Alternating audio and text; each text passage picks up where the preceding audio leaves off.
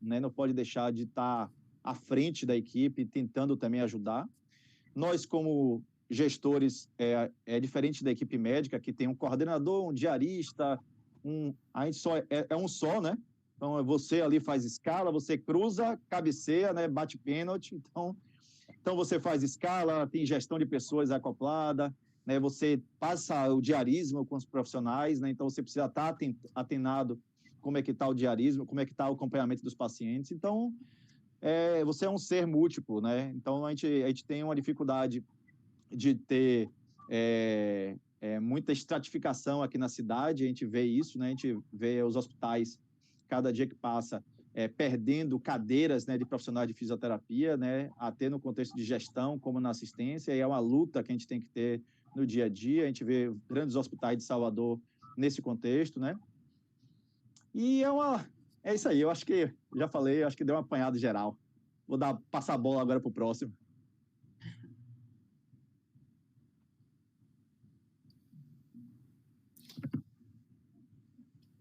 Show, meu amigo Farani, sucesso. Agora, doutora Verusca, São Paulo. Eu vou dar continuidade à fala do professor Marcelo, que trouxe muito bem, né? Primeiro, agradecer o convite da Liga, né? Muito feliz pelo convite de estar participando e trazer um pouquinho, né, da história. Acho que eu sou anel daqui em termos de tempo de formação, eu tenho 10 anos de formada. Desses 10 anos de formada, 5 anos como coordenadora de fisioterapia, né? E o cargo de liderança veio de uma forma repentina, inesperada, e como um desafio, né? Na faculdade, na graduação, a gente tem uma matéria, normalmente, antigamente, né? Que abordava a administração, mas não era voltado à gestão, num sentido amplo e holístico, como o professor Marcelo trouxe. E eu senti essa dificuldade e fui buscar também esse conhecimento através do MBA em Gestão em Serviços de Saúde, mas também tive a oportunidade da construção do conhecimento por cursos oferecidos na própria instituição que eu trabalho. Então, com isso, a gente foi aprendendo, aprimorando, e o próprio dia a dia vem ensinando para a gente que a gente nunca sabe 100% em como ser gestor. Com as palavras que o professor Marcelo trouxe, é um desafio muito grande, porque a gente tem uma questão de estar apresentando para a instituição, justificando o quadro pessoal que a gente tem, justificando em números, né? Em a receita financeira, isso é muito importante, baseado na legislação. Então, a gente precisa estar mostrando e construindo essa visão de que precisamos ter um determinado quantitativo de profissional e, mais importante também, é mostrar o papel do fisioterapeuta no resultado do hospital. Muitas vezes a gente percebe que a alta gestão, no caso, enxerga o produto hospitalar como um produto médico. Se o paciente entra, foi porque o médico encaminhou, e se o paciente sai, foi porque o médico deu alta. Mas, na verdade, vem essa questão da fisioterapia trazer, né, através de números, de indicadores, da atuação, o resultado e a contribuição da fisioterapia para esse produto que é a alta hospitalar. Então, quando a gente tem um gestor da fisioterapia, a gente também precisa ter essa visão, né, da nossa contribuição, vestir a camisa mesmo da profissão, mais do que da instituição, para mostrar qual é a nossa importância de estar ali. Porque se a gente, enquanto gestor, não se valoriza enquanto fisioterapeuta, não valoriza a nossa profissão, a gente não vai conseguir trazer para a alta gestão a visão e a importância de ter o fisioterapeuta na instituição, né? Então, com esses 5 anos de gestão, muitos desafios eu tive, né? Eu acho que todo gestor da fisioterapia tem, porque, como o professor Marcelo falou, nós somos onipresentes, nós temos diversas funções e temos que dar conta da melhor forma, né, dentro das nossas possibilidades. Mas é um trabalho difícil, que a gente não tem essa construção do saber, né? Pelo menos na minha época, na faculdade, e conversando outro dia com a gestora de enfermagem, ela me contou que na faculdade de enfermagem eles têm um semestre só de matérias sobre gestão, diferente da gente, né, da fisioterapia. Então, pelo menos na instituição que eu trabalho, eu vejo que muito relacionado à alta gestão é médico e de enfermagem. Talvez a gente precise ganhar mais um pouco de espaço, né, mostrando que a gente tem um conhecimento, que a gente busca, que a gente está correndo atrás desse saber, né, e trazendo a importância também de ter o fisioterapeuta no papel da alta gestão e conquistar nosso espaço. Então, a minha história um pouquinho é essa, né? Sou a mais recente, mas os desafios estão aí. O hospital que eu trabalho é um hospital filantrópico, então eu tenho a visão um pouco do particular e um pouco também da gestão do SUS, e alinhar o desafio, né, da balança equilibrada, de gerir na atuação do convênio e na atuação de SUS é bem difícil, mas tem um ponto positivo também de ter um recurso, né, maior por atender a população mista. Então, é a gente saber mesmo gerir, planejar, é saber utilizar dos recursos que a gente tem de pessoas, recursos de equipamentos, recursos de espaço físico, para estar direcionando da melhor forma e gerar uma qualidade de assistência. Bom, então vamos lá. Boa noite a todos, a todas e a todos. Meu nome é Paulo Henrique, mas eu gosto de ser chamado de PH, porque sumariza as coisas. A doutora Verusca disse que é a mais nova, realmente ela é a mais nova, eu sou o mais jovem de todos, né? Todos nós 5. E, bem, só uma provocação. Me convide um dia a Lavos para participar de um café como esse a respeito de gestão, sobre gestão de educação, para conversar sobre matriz curricular de cursos. Isso é interessante também, porque todo mundo fala algumas coisas, mas não entende como a matriz é amarrada. Mas hoje gestão na área de saúde. Eu pergunto a todos vocês sabem quanto é que vocês custam? Quanto vocês custam para o Estado, quanto vocês custam para a sua vida, quanto vocês custam para os seus familiares, pais, mães, irmãos ou filhos, marido, avó, quanto vocês custam, não é? Quanto vocês custam para a vida de vocês como um todo? Então, quando a gente fala em gestão, a preparação para que você possa gerir um serviço de saúde, ela é bastante ampla. Por exemplo, alguns de vocês estudam matemática financeira e orçamentária, ou alguns de vocês sabem o que é uma DRE, ou um ROT, ou um EBITDA.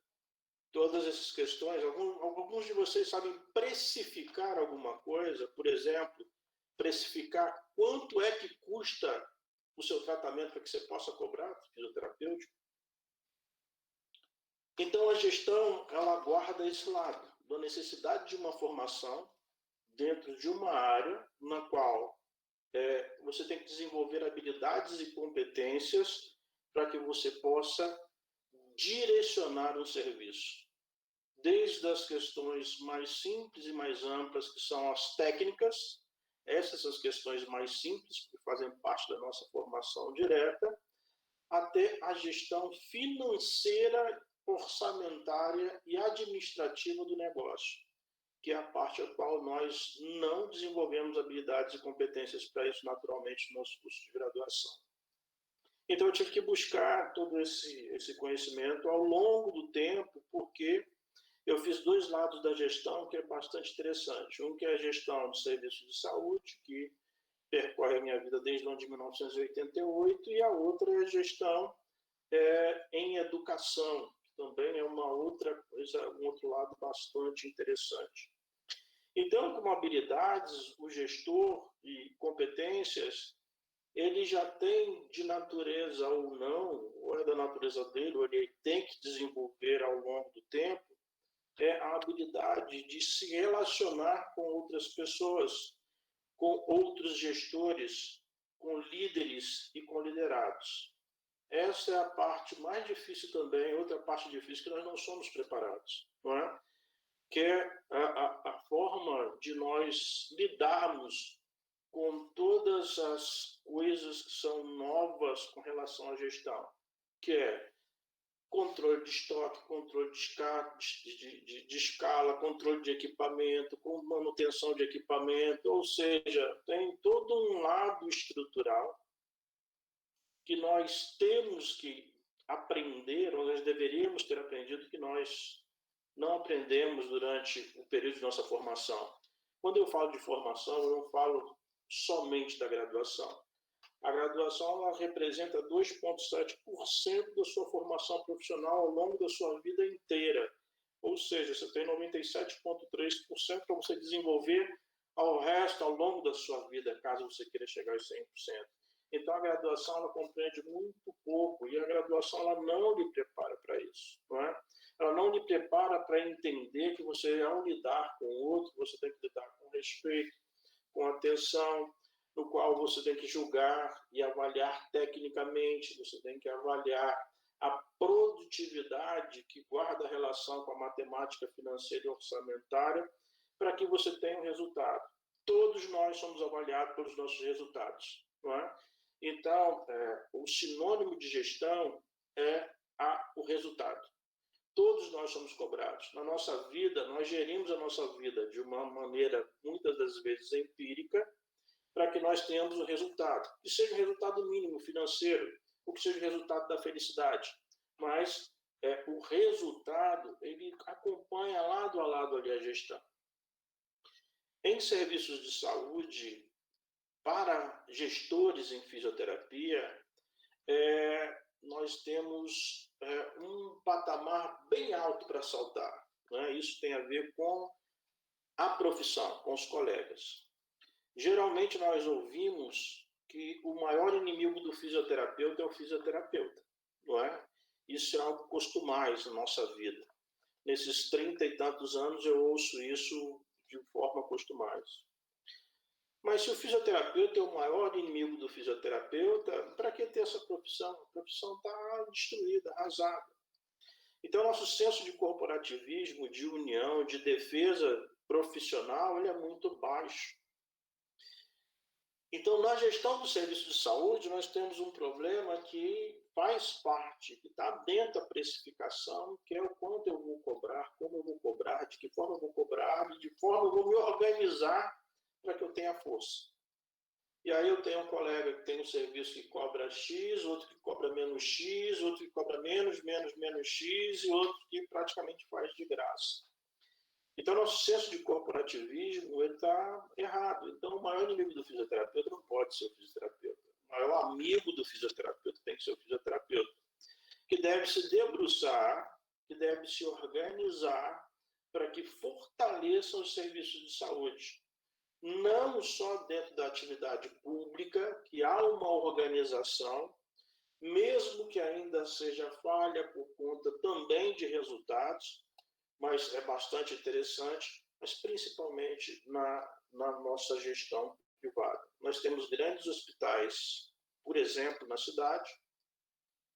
Nós viemos para Salvador no ano de 1992, até então não havia serviço de fisioterapia hospitalar em Salvador.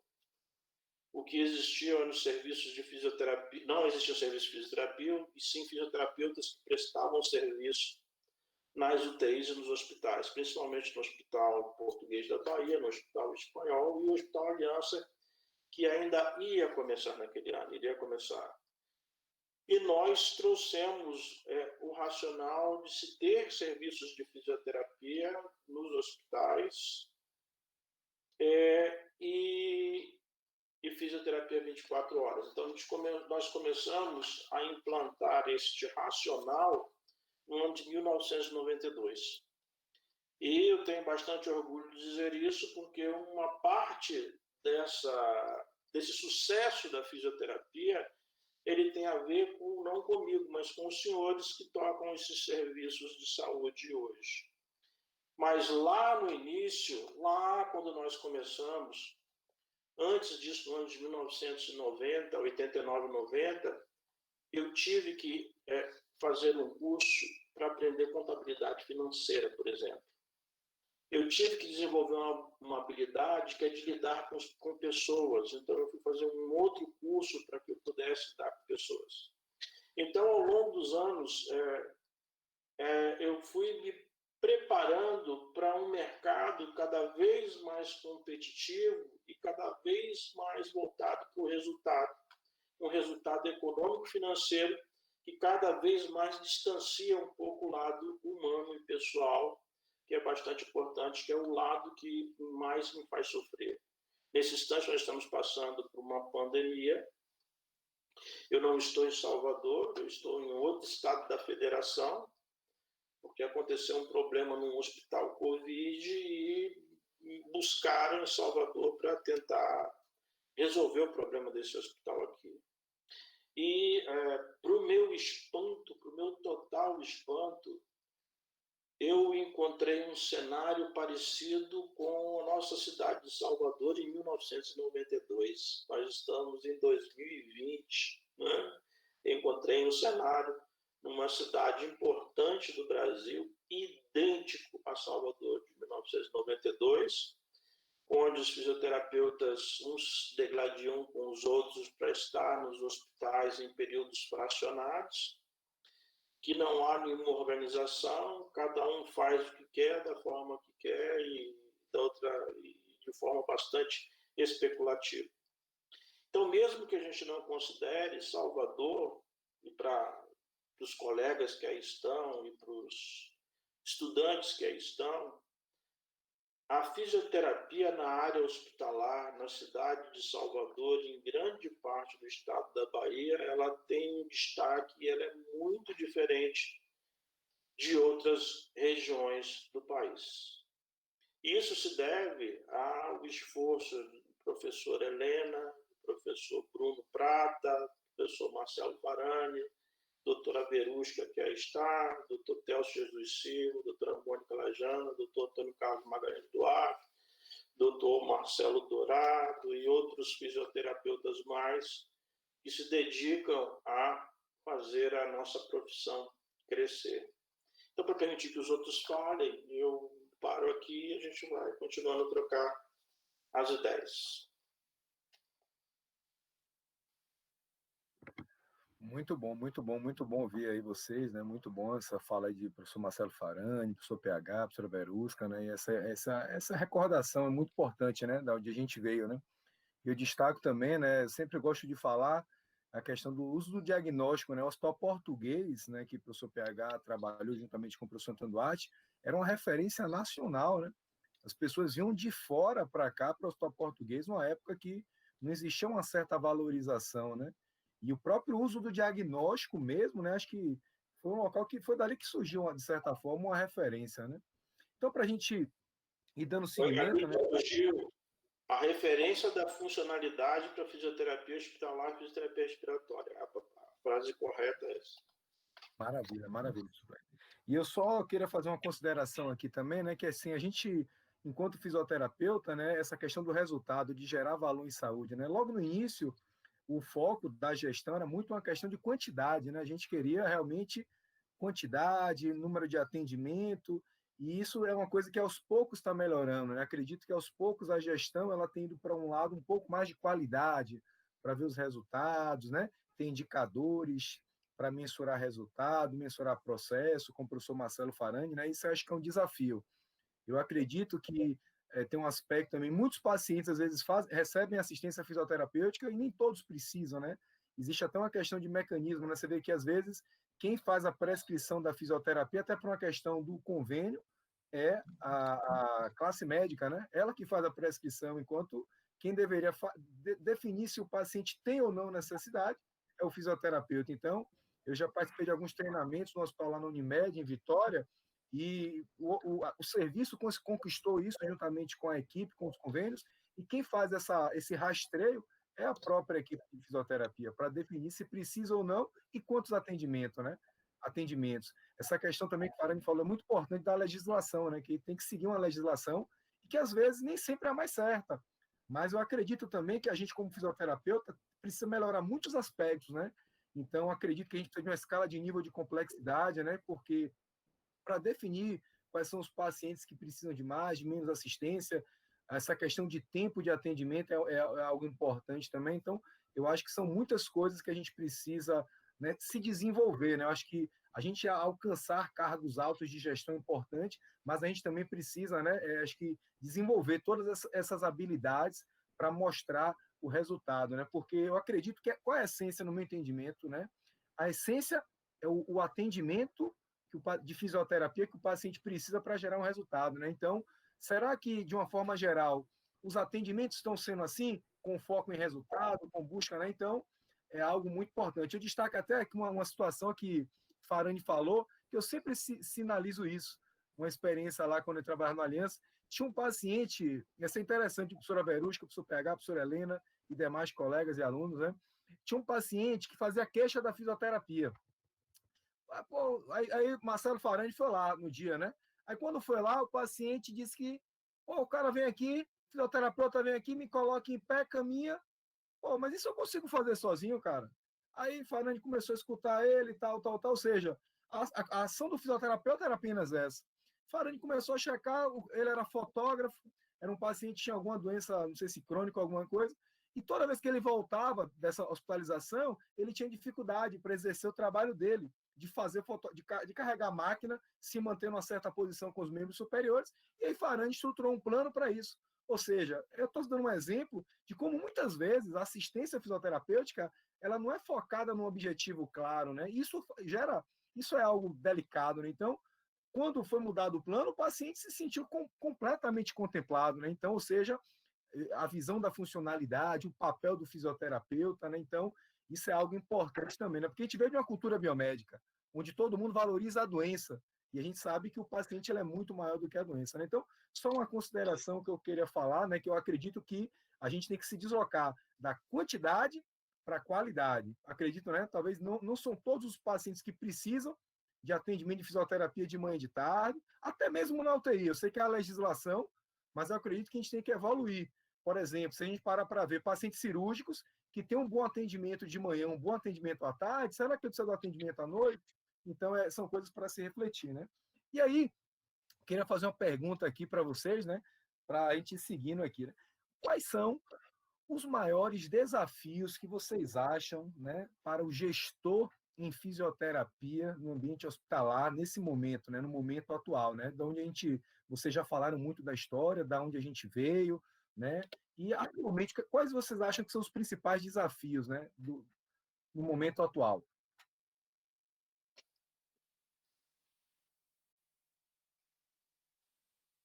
Deixa eu abrir o microfone aqui para falar. Falando no momento atual, em vários aspectos, né? Um deles é a pandemia, né? Eu acho que nem PH vivenciou uma pandemia dessa, né? Então, a gente nunca tinha vivenciado isso. Eu achei que eu ia sair da profissão também sem ter vivido alguma coisa assim, né? Já foi muito complexo, muito complicado. Eu estava gerindo uma equipe de mais ou menos 50 profissionais na terapia intensiva, praticamente todos com um distúrbio de ansiedade extremo, todo mundo sem saber o que acontecia, aquele medo, aquela insegurança. Olhava para a máscara, essa máscara não presta, olhava para a capa, essa capa não presta, isso aqui não vai me proteger, eu vou pegar a doença, vou levar para o meu filho, vou levar para minha mãe que é hipertensa, é diabética. Então, foi um contexto emocional muito grande, né? Então, a gente teve que, nesse momento, eu li um livro que eu até falo que é Liderança em Momentos de Crise, né? Que ele fala da questão dos presidentes dos Estados Unidos na época das crises financeiras, né? E eu falo sobre essa referência porque é nesse momento que a gente mostra quem é o líder. Porque enquanto está todo mundo ali ótimo, inclusive eu, assim, eu trabalhava numa equipe de UTI que, para mim, assim, né, não desmerecendo os outros, mas é uma equipe excelente. Os melhores profissionais do meu lado, eu precisava fazer o quê? Né? Se o colega do lado sabe tão quanto eu sei de ventilação mecânica, de tudo, então aquela visita era mais uma conversa, né? Então eu não precisava nortear muitas condutas, tudo isso. E a partir do momento que criou, vamos dizer assim, um cânion no meio do caminho, que ninguém sabia mais o que ia acontecer, porque a gente está falando de uma coisa nova, todo mundo começou do zero, então a gente teve que mostrar segurança para isso. Eu passava as noites estudando sobre Covid, dormia passando plantão, e esse foi meu contexto durante esses últimos meses. Então foi muito complicado, eu tive que me redobrar, principalmente que eu estava à frente das UTIs, que era o lugar onde estava mais acontecendo, principalmente começou desde março, desde 15 de março, foi o primeiro paciente de coronavírus que a gente teve. E lá no hospital a gente não tem coordenação, nós somos os líderes, né? Então cada líder toma conta de sua unidade. É claro que a gente fazia um trabalho administrativo conjunto, né? Mas eu fiquei responsável por todas as UTIs, então eu tinha 4 UTIs para tomar conta nesse momento, que foram abertas, mais 2 UTIs, ficou tudo comigo, e acabou sendo muito para mim. Depois de um tempo depois de alguns meses, eu cheguei para Pamponé lá, eu falei, Léo, me ajuda aqui, nego, porque não vai dar não, você vai ter que pegar essas unidades, porque eu não tenho como mais sobreviver a isso, né? Então, estava sendo uma carga muito pesada para mim. Mas graças a Deus, e foi graças a Deus mesmo que a gente tem que só fortalecer na fé em alguma coisa, né? A gente conseguiu passar bem, né? Nenhum profissional adoeceu gravemente, conseguimos dar tudo o que a gente podia dar lá, e no outro serviço que eu entrei no meio da pandemia, nesse serviço, tive que correr atrás também de PPIs, de dar melhor recurso, de treinar a equipe, porque a gente até fala, a gente estava pronando por dia em torno de 7 pacientes por dia lá no hospital. Eu acho que em 10 anos lá no hospital eu não tinha pronado 10. Então, a gente teve que treinar todo mundo, né, para fazer. A gente lia sobre pronação, fazia, mas eu mesmo falei, a última vez que eu pronei um paciente aqui na UTI tem mais de um ano. E a gente estava pronando 7 por dia. Né? Então, é um contexto muito diferente. Ventilação mecânica, a gente não podia errar. Então, a gente não podia aceitar aquela falhazinha que a gente tinha, porque um paciente com uma falha dessa, o desfecho dele é muito mais desfavorável. Né? Então, eu botava macacão e tirava macacão, botava macacão e tirava macacão para entrar em todas as UTIs, para passar visita com a equipe, para fazer tudo, além de fazer todo o contexto de ansiedade, de escalas, né, e manejar pessoa doente. Aí entra a equipe nova, então 12 profissionais novos que nunca tinham pisado na instituição, para você treinar toda aquela equipe, para tentar manter o mesmo padrão. Então foi muito complexo, foi muito complicado. E aí quando eu entrei no outro hospital, eu tinha mais 20 profissionais para atender, então teve uma época aí que eu fiquei com 60 profissionais nas costas, né? Então foi complicado, mas a gente conseguiu, graças a Deus, eu acho que a gente passou por isso. Saímos com mérito. Hoje em dia eu tenho um grupo que eu não estou mais lá no hospital, mas é um grupo que me referencia por ter vivenciado com ele esses momentos, né, elogia, e isso é muito bom. Independente da instituição, a gente ouvir dos colegas, né, que se sentiu acolhido, se sentiu valorizado, né, porque foi uma luta dia a dia. Eu saía, ouvia as queixas, ia para a CCH. Essa máscara é adequada? Aí o pessoal CCH, você acha que eu ia te dar uma máscara inadequada para vocês trabalharem? Aí eu fiz, porque está na lista da Federação Internacional que essa máscara não é boa. Aí ficava essa luta, né? Então, isso foi muito bom para mim também, apesar do estresse todo que eu passei.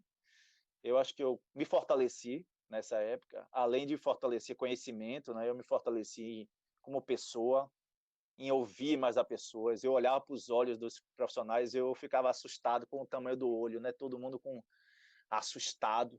Se eu me botar nessa UTI mesmo, essa UTI está com todo... Eu falei, você é o profissional habilitado para isso. E aí fortalecia, né? Tentava trazer empoderamento para as pessoas se sentirem. Eu falei, você vai estar mais protegido lá dentro do que numa padaria, pode ter certeza. Vá para a UTI que você vai estar forte lá, você vai estar... E eu tive que começar a entrar para mostrar isso também para eles, né? Eu tive que dar exemplo, né? Então, a gente tem que ter exemplos, né? E os exemplos têm que ser positivos. Entrei, ajudei a prona, ajudei a ventilar paciente, discutia dia a dia, como é que está a drive press, como é que está a titulação de PIP, como é que está isso, como é que está aquilo. Marcelo tem evidência disso, vamos buscar evidência. Então, a gente começou, eu planilhei todos os pacientes.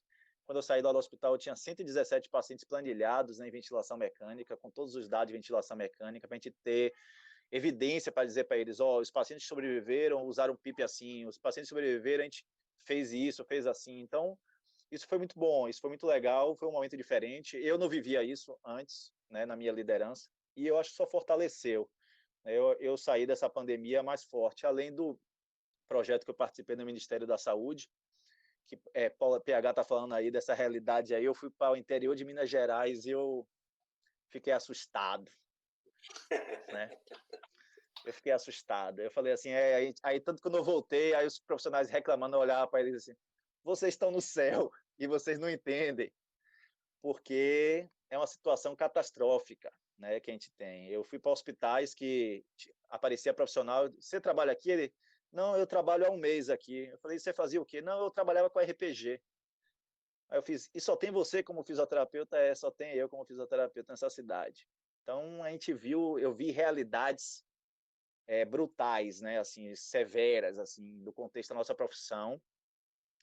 E você capacitar uma pessoa dessa, que eu tinha 2 dias para capacitar uma pessoa para que ele pudesse ajudar a salvar a vida, era complicado, né? Mas fiz esse trabalho, a gente rodou lá em Minas Gerais, espero ter ajudado, né, nesse contexto, né? E tem muitas pessoas fazendo isso. É um projeto do Ministério da Saúde, né, que é junto com a PROADS, que é com a HCOR, né? E tem algumas pessoas do Brasil tentando isso aí também. É bem complexo, né? A gente sabe que a gente fala que o contexto aqui no Salvador, eu comecei até a aula falando que o contexto não é tão bom, né? Eu vi pilares, né, daqui da fisioterapia na parte de gestão perder espaço, então eu acho que precisa de uma força isso, até o CREFITO tentar ver se ajuda a profissão nisso também, porque a gente tem as legislações e as pessoas, a maioria dos hospitais tentam trabalhar com o mínimo, né? Então a legislação serve para isso, inclusive para pelo menos nortear o mínimo, né, que a gente deveria atender. Mas a gente teve aqui perdas de coordenações, Hospital Santa Isabel, Hospital São Aliança, Hospital São Rafael, né? Então vários hospitais, né, perdendo cadeiras. Isso a gente perde a importância também na gestão, visto que um cargo de coordenação também serve para que a gente consiga ter voz dentro da instituição, para financeiramente a gente conseguir negociar com os convênios para outras áreas. Mas é isso, é o contexto do mercado, né? Então a gente tem que ver o que o mercado, a tendência do mercado está indo e tentar também surfar nessa onda aí, ou não, né? Ou ir contra a maré, tentar ir contra a maré, né? E ver o que a gente consegue melhorar para a profissão da gente, né?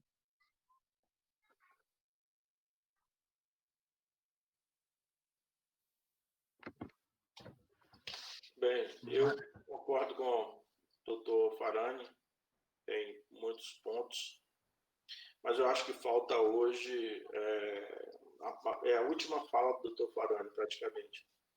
Nós precisamos de gestores fisioterapeutas nos serviços, né? E a gente tem perdido isso nos últimos 5 anos.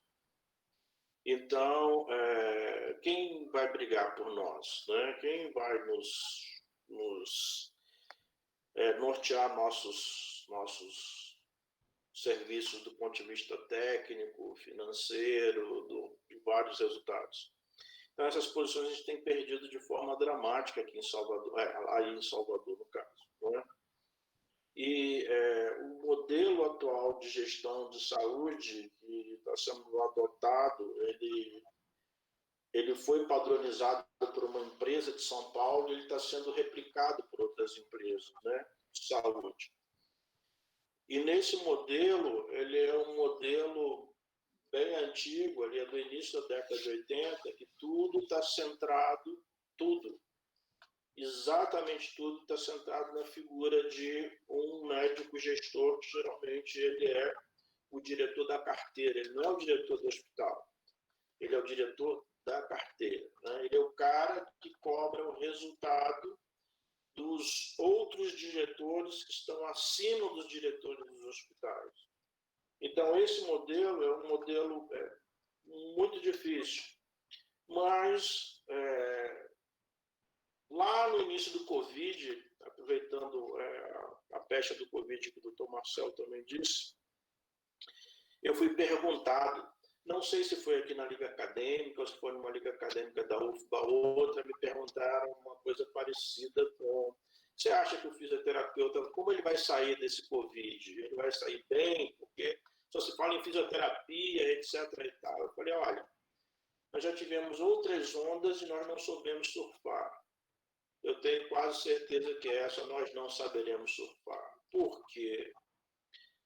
quem estabelece a necessidade primordial da fisioterapia é o usuário, não é?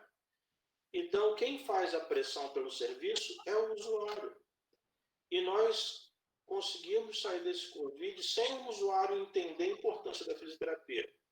Nós ocupamos vários postos, estivemos em vários lugares, mas o usuário que está na ponta, ele ainda não reconhece o fisioterapeuta. Eu estou falando do cara que internou, do familiar dele que internou, estou falando do povo em geral, ele ainda não reconhece a importância do fisioterapeuta para essa guerra que é esse tal de Covid. Quando eu falo em guerra, o meu sentimento é de guerra mesmo, porque quando começou lá no nosso UTI no Eden Wild, 50 leitos, e uma tarde de sexta-feira pararam 5 doentes tiveram parada cardiorrespiratória quase que simultaneamente. 5. Então, se você não sabe que é um cenário de guerra, é o que aconteceu. Aquela correria, os grupos se dividindo, todo mundo correndo para atender os 5 paradas. E foi bem no comecinho, em maio, bem no meio do final de maio. O Covid me resgatou uma coisa muito importante em mim. Eu reaprendi a chorar de novo, né? Porque aprender a chorar é uma coisa que eu venho fazendo a vida inteira.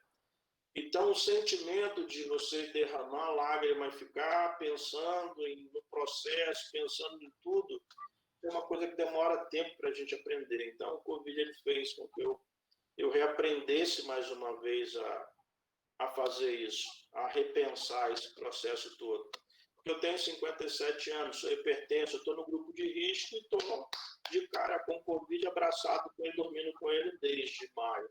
Com toda essa insegurança, o medo do Dr. Farani, ele disse ainda há pouco e assim, quintuplicado às vezes por outras situações. Então, eu acho que certamente o que a gente precisa é que as nossas lideranças, as novas lideranças da fisioterapia, aqui tem pelo menos 3 lideranças da fisioterapia importantes, doutora Helena Naufa, doutor Bruno e doutor Marcelo Farani, mais outras lideranças, elas entendam, não vocês, mas o recado para os outros, que a nossa política profissional ela tem que ser de paz para que nós possamos caminhar juntos e construir, porque a gente não pode perder a direção de vários hospitais, a gente não pode perder a coordenação dos serviços de fisioterapia. Eu pergunto a vocês, qual fisioterapeuta ele tem um cargo de gestor nível 3 e nível 4, já no nível 1 nível 2, no máximo ele é coordenador do time de fisioterapia, quando muito ele chefia uma divisão que tem mais outra coisa, assim, a terapia ocupacional, a fonoaudiologia, por exemplo, né? Mas qual o gestor da fisioterapia ele está num cargo um pouquinho mais alto de gerenciar um time maior dentro da unidade hospitalar? Então a gente precisa vencer essa barreira. A gente só consegue vencer essa barreira se nós vencermos o muro que existe entre nós, que é o muro desse separatista, de nós não conseguirmos entender que nós temos que ser próximos uns aos outros para que a gente possa caminhar para frente, né? Para que a gente possa construir. E lá no início eu cometi uma gafe de não citar o nome da doutora Ana Célia Maiato, que foi a fundadora do serviço de fisioterapia do Hospital Aliança, que é um dos maiores serviços de hospital de fisioterapia da cidade, e com certeza posso dizer tranquilamente do país. Bom, trazendo um pouquinho a minha visão, eu acho que o maior desafio da gestão é a gestão de pessoas mesmo, né? Mesmo antes da pandemia, eu acredito que gerir pessoas é um desafio muito grande, como já foi posto aqui, né, na nossa discussão, porque são pessoas, cada um com seus valores, cada um com o seu pensamento, por mais que tenhamos processos muito bem definidos e estruturados, gerir pessoas é um desafio, né? E dentro da pandemia, isso se exacerbou mais ainda. Porque todos, eu costumo dizer assim, quem era bem centrado se desorganizou na pandemia e quem já tinha alguma desorganização se potencializou, porque eu não conheço ninguém assim que tenha ficado bem equilibrado nesse cenário de pandemia, porque foi um desafio muito grande. E a saúde mental, né, tem que ser valorizada. Essa questão que o professor Marcelo trouxe de escutar, de fortalecer, de dar exemplo, eu acho que traz bem o retrato de o que é um papel de uma liderança, né? E contribuindo assim com a fala de professor Paulo Henrique, ser líder é ser exemplo. E nós, enquanto lideranças, temos que ser exemplos de fortalecer a profissão, ter uma empatia pelo colega fisioterapeuta, né? Se unir mais. Eu reforço toda essa questão da união, da classe, da categoria, para a gente também começar a desconstruir o modelo biomédico. Porque eu costumo dizer assim, que a gente percebe que os médicos, por mais que eles tenham opiniões diferentes, eles se fortalecem no pensamento e na atitude. E eu não vejo isso tão potencializado na fisioterapia. Então, é algo que a gente precisa construir, a gente se fortalecendo enquanto profissionais, a gente se fortalecendo enquanto equipe, enquanto profissão, a gente consegue ganhar espaço. E eu digo ganhar espaço no cliente, né? Porque a gente tem um modelo também centrado de atenção e de experiência ao cliente. Quando a gente traz a vivência do cliente, que ele sai com a percepção da qualidade dessa assistência da fisioterapia, da importância da fisioterapia no tratamento dele, significa que a gente teve uma continuidade de forma exemplar da atuação de todos os profissionais que passaram por esse paciente. Então, a gente precisa também fortalecer a importância da nossa profissão, fortalecer a percepção do paciente, do quão importante foi o fisioterapeuta nessa assistência, nesse desfecho dele na alta hospitalar. Eu acho que realmente nossa profissão teve uma visibilidade, mas como o professor Paulo Henrique colocou, talvez não seja tão mantida. Mas isso precisa ser fortalecido, né? Muitos profissionais, eu digo isso até no hospital que eu trabalho, eu ouvi profissionais de setores distintos, como lavanderia, dizendo assim, agora que a fisioterapia apareceu com essa pandemia. E aí eu corrigia, não é agora. A gente tem nossa contribuição no processo de... Travou. Hospitalar, no processo de atendimento ambulantal, em de atuação, para a gente também se posicionar e evidenciar que a gente está ali, que a gente tem contribuição, que nós temos nosso papel enquanto gestor, enquanto assistência, para fortalecer a categoria da fisioterapia. Então, se a gente tiver uma uniformidade de pensamento, de atuação, de fortalecimento enquanto colegas, a gente consegue ter uma melhor visibilidade da profissão, inclusive para a própria instituição que a gente trabalha, né, nos cargos de alta gestão. Essa questão de trazer que, a nível estratégico, tem um modelo biomédico, mas tem um modelo também de ter um gestor, pelo menos na instituição que eu trabalho, quem está acima do diretor, né, técnico, é uma pessoa que não é da área de saúde. Então, tem a visão mesmo do negócio, né, da visão administrativa, do conceito econômico financeiro posto, né, para a gente de resultado. E a gente precisa trazer essa visão diferente, que não é só número, não é só quantidade de profissional, mas é a qualidade da profissão e a contribuição da profissão para o resultado do produto hospitalar, porque a gente contribui para o giro de leito. Giro de leito gera receita. Então, isso precisa ser enxergado com a nossa contribuição na assistência e o nosso papel. Né? Eu tenho a percepção que essa questão de pessoas influencia muito, porque quando a gente tem um profissional que ele veste a camisa da profissão, trabalha por amor, a gente sente que o paciente tem uma percepção do que é a fisioterapia, mas a gente também tem um profissional na ponta que está ali porque está insatisfeito com a profissão, já está buscando outra coisa, mas precisa ter um vínculo empregatício para ter um salário no final do mês.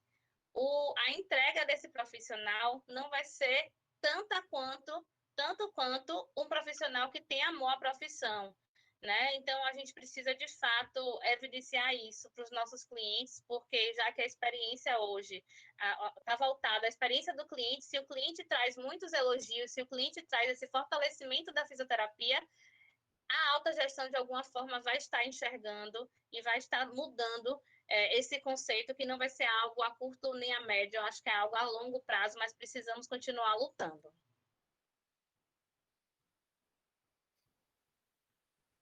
Ok, obrigada. Assim, pensar, né? Assim, eu estou aqui impactada, né? Na verdade, assim, de ouvir, né? Eu acho que pontos muito importantes, né? Eu acho assim uma riqueza a fala de todos, mas assim quero ressaltar assim que riqueza ouvir doutor PH, né? Como ele falou que gosta de ser chamado de PH, né? De ver assim o início, né? Porque às vezes para a gente, né? Que chega nesse momento e vê, principalmente os alunos, né? Alguns recém-formados, e ver o que está posto hoje, parece que, de repente, foi tudo fácil, né? Então, a gente pensar que, num passado bem recente, a gente não tinha essa estrutura, né, de coordenador, de fisioterapia, e, ao mesmo tempo, esse olhar, né, de que quanto a gente ainda tem a conquistar, né? Então, essa questão de que a gente, enquanto gestor, precisa de habilidades e competências que são muito específicas, né, para que a gente possa desenvolver esse papel, sem perder o olhar do fisioterapeuta, da fisioterapia, né, dessa identidade, né? E eu acho assim muito rica assim, essa fala do professor PH, quando ele fala de que, de fato, parece que, assim, apesar de tudo, né, dessa luta, dessa coisa contra o Covid, as UTIs Covid, mas, assim, se a gente olhar a sociedade como um todo, né, e eu me lembro de um evento muito lá atrás, que Bruno Prata estava lá também nesse evento, e que houve uma discussão, né, sobre essa questão da valorização do profissional. E aí se teve a questão assim, alguém falou, né, de que, mas eu sou valorizado no meu serviço. E eu acho que a questão é além disso, né, até pela fala de vocês, não é a questão de, doutor Bruno é valorizado, a gente não tem dúvida disso, eu acho que ele também não tem, doutor Farani doutor PH doutora Verusca mas não se trata, né, de uma valorização pessoal e individual, mas é uma valorização da classe como um todo, né, e isso passa muito, né, pelo fisioterapeuta, né, por essa coisa do corporativismo, então eu não posso olhar só o meu lado, né, aquela coisa olhar só para o meu umbigo, mas a gente tem que pensar enquanto categoria, enquanto profissão, e eu acho que nesse ponto a gente ainda tem muito mesmo a conquistar, né, esse olhar de crescimento no hospital, até essa coisa de não se conformar, né?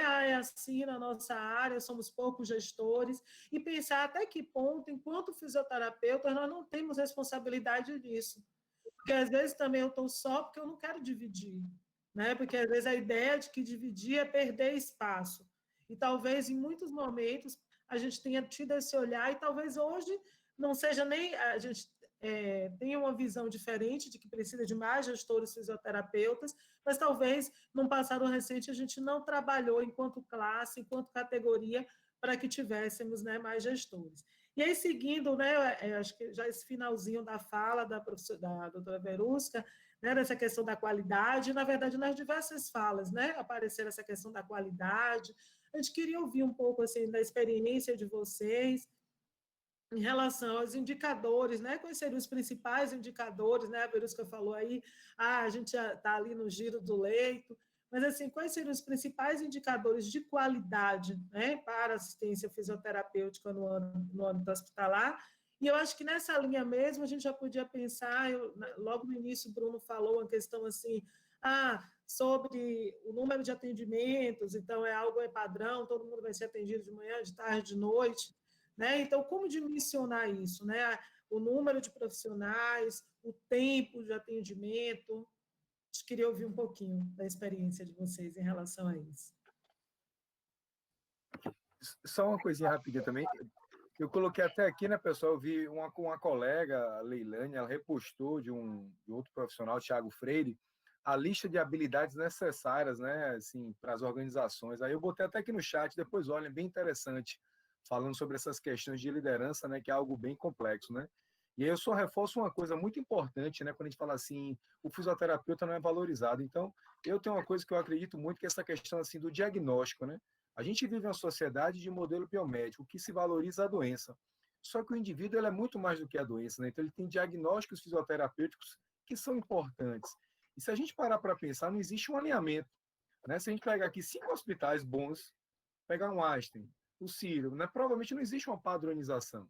Existe até uma busca de se desenvolver uma classificação, porque eu acho que isso é uma coisa que pode ajudar também, né? A sociedade ela precisa entender que além do diagnóstico de doença, existe o diagnóstico de problemas de funcionalidade e que nesse momento de pandemia até se visualizou um pouco, mas eu acredito que isso é um ponto inicial, né? Porque a gente tem que trabalhar com resultado. Achei muito importante que a doutora Verusca falou do amor.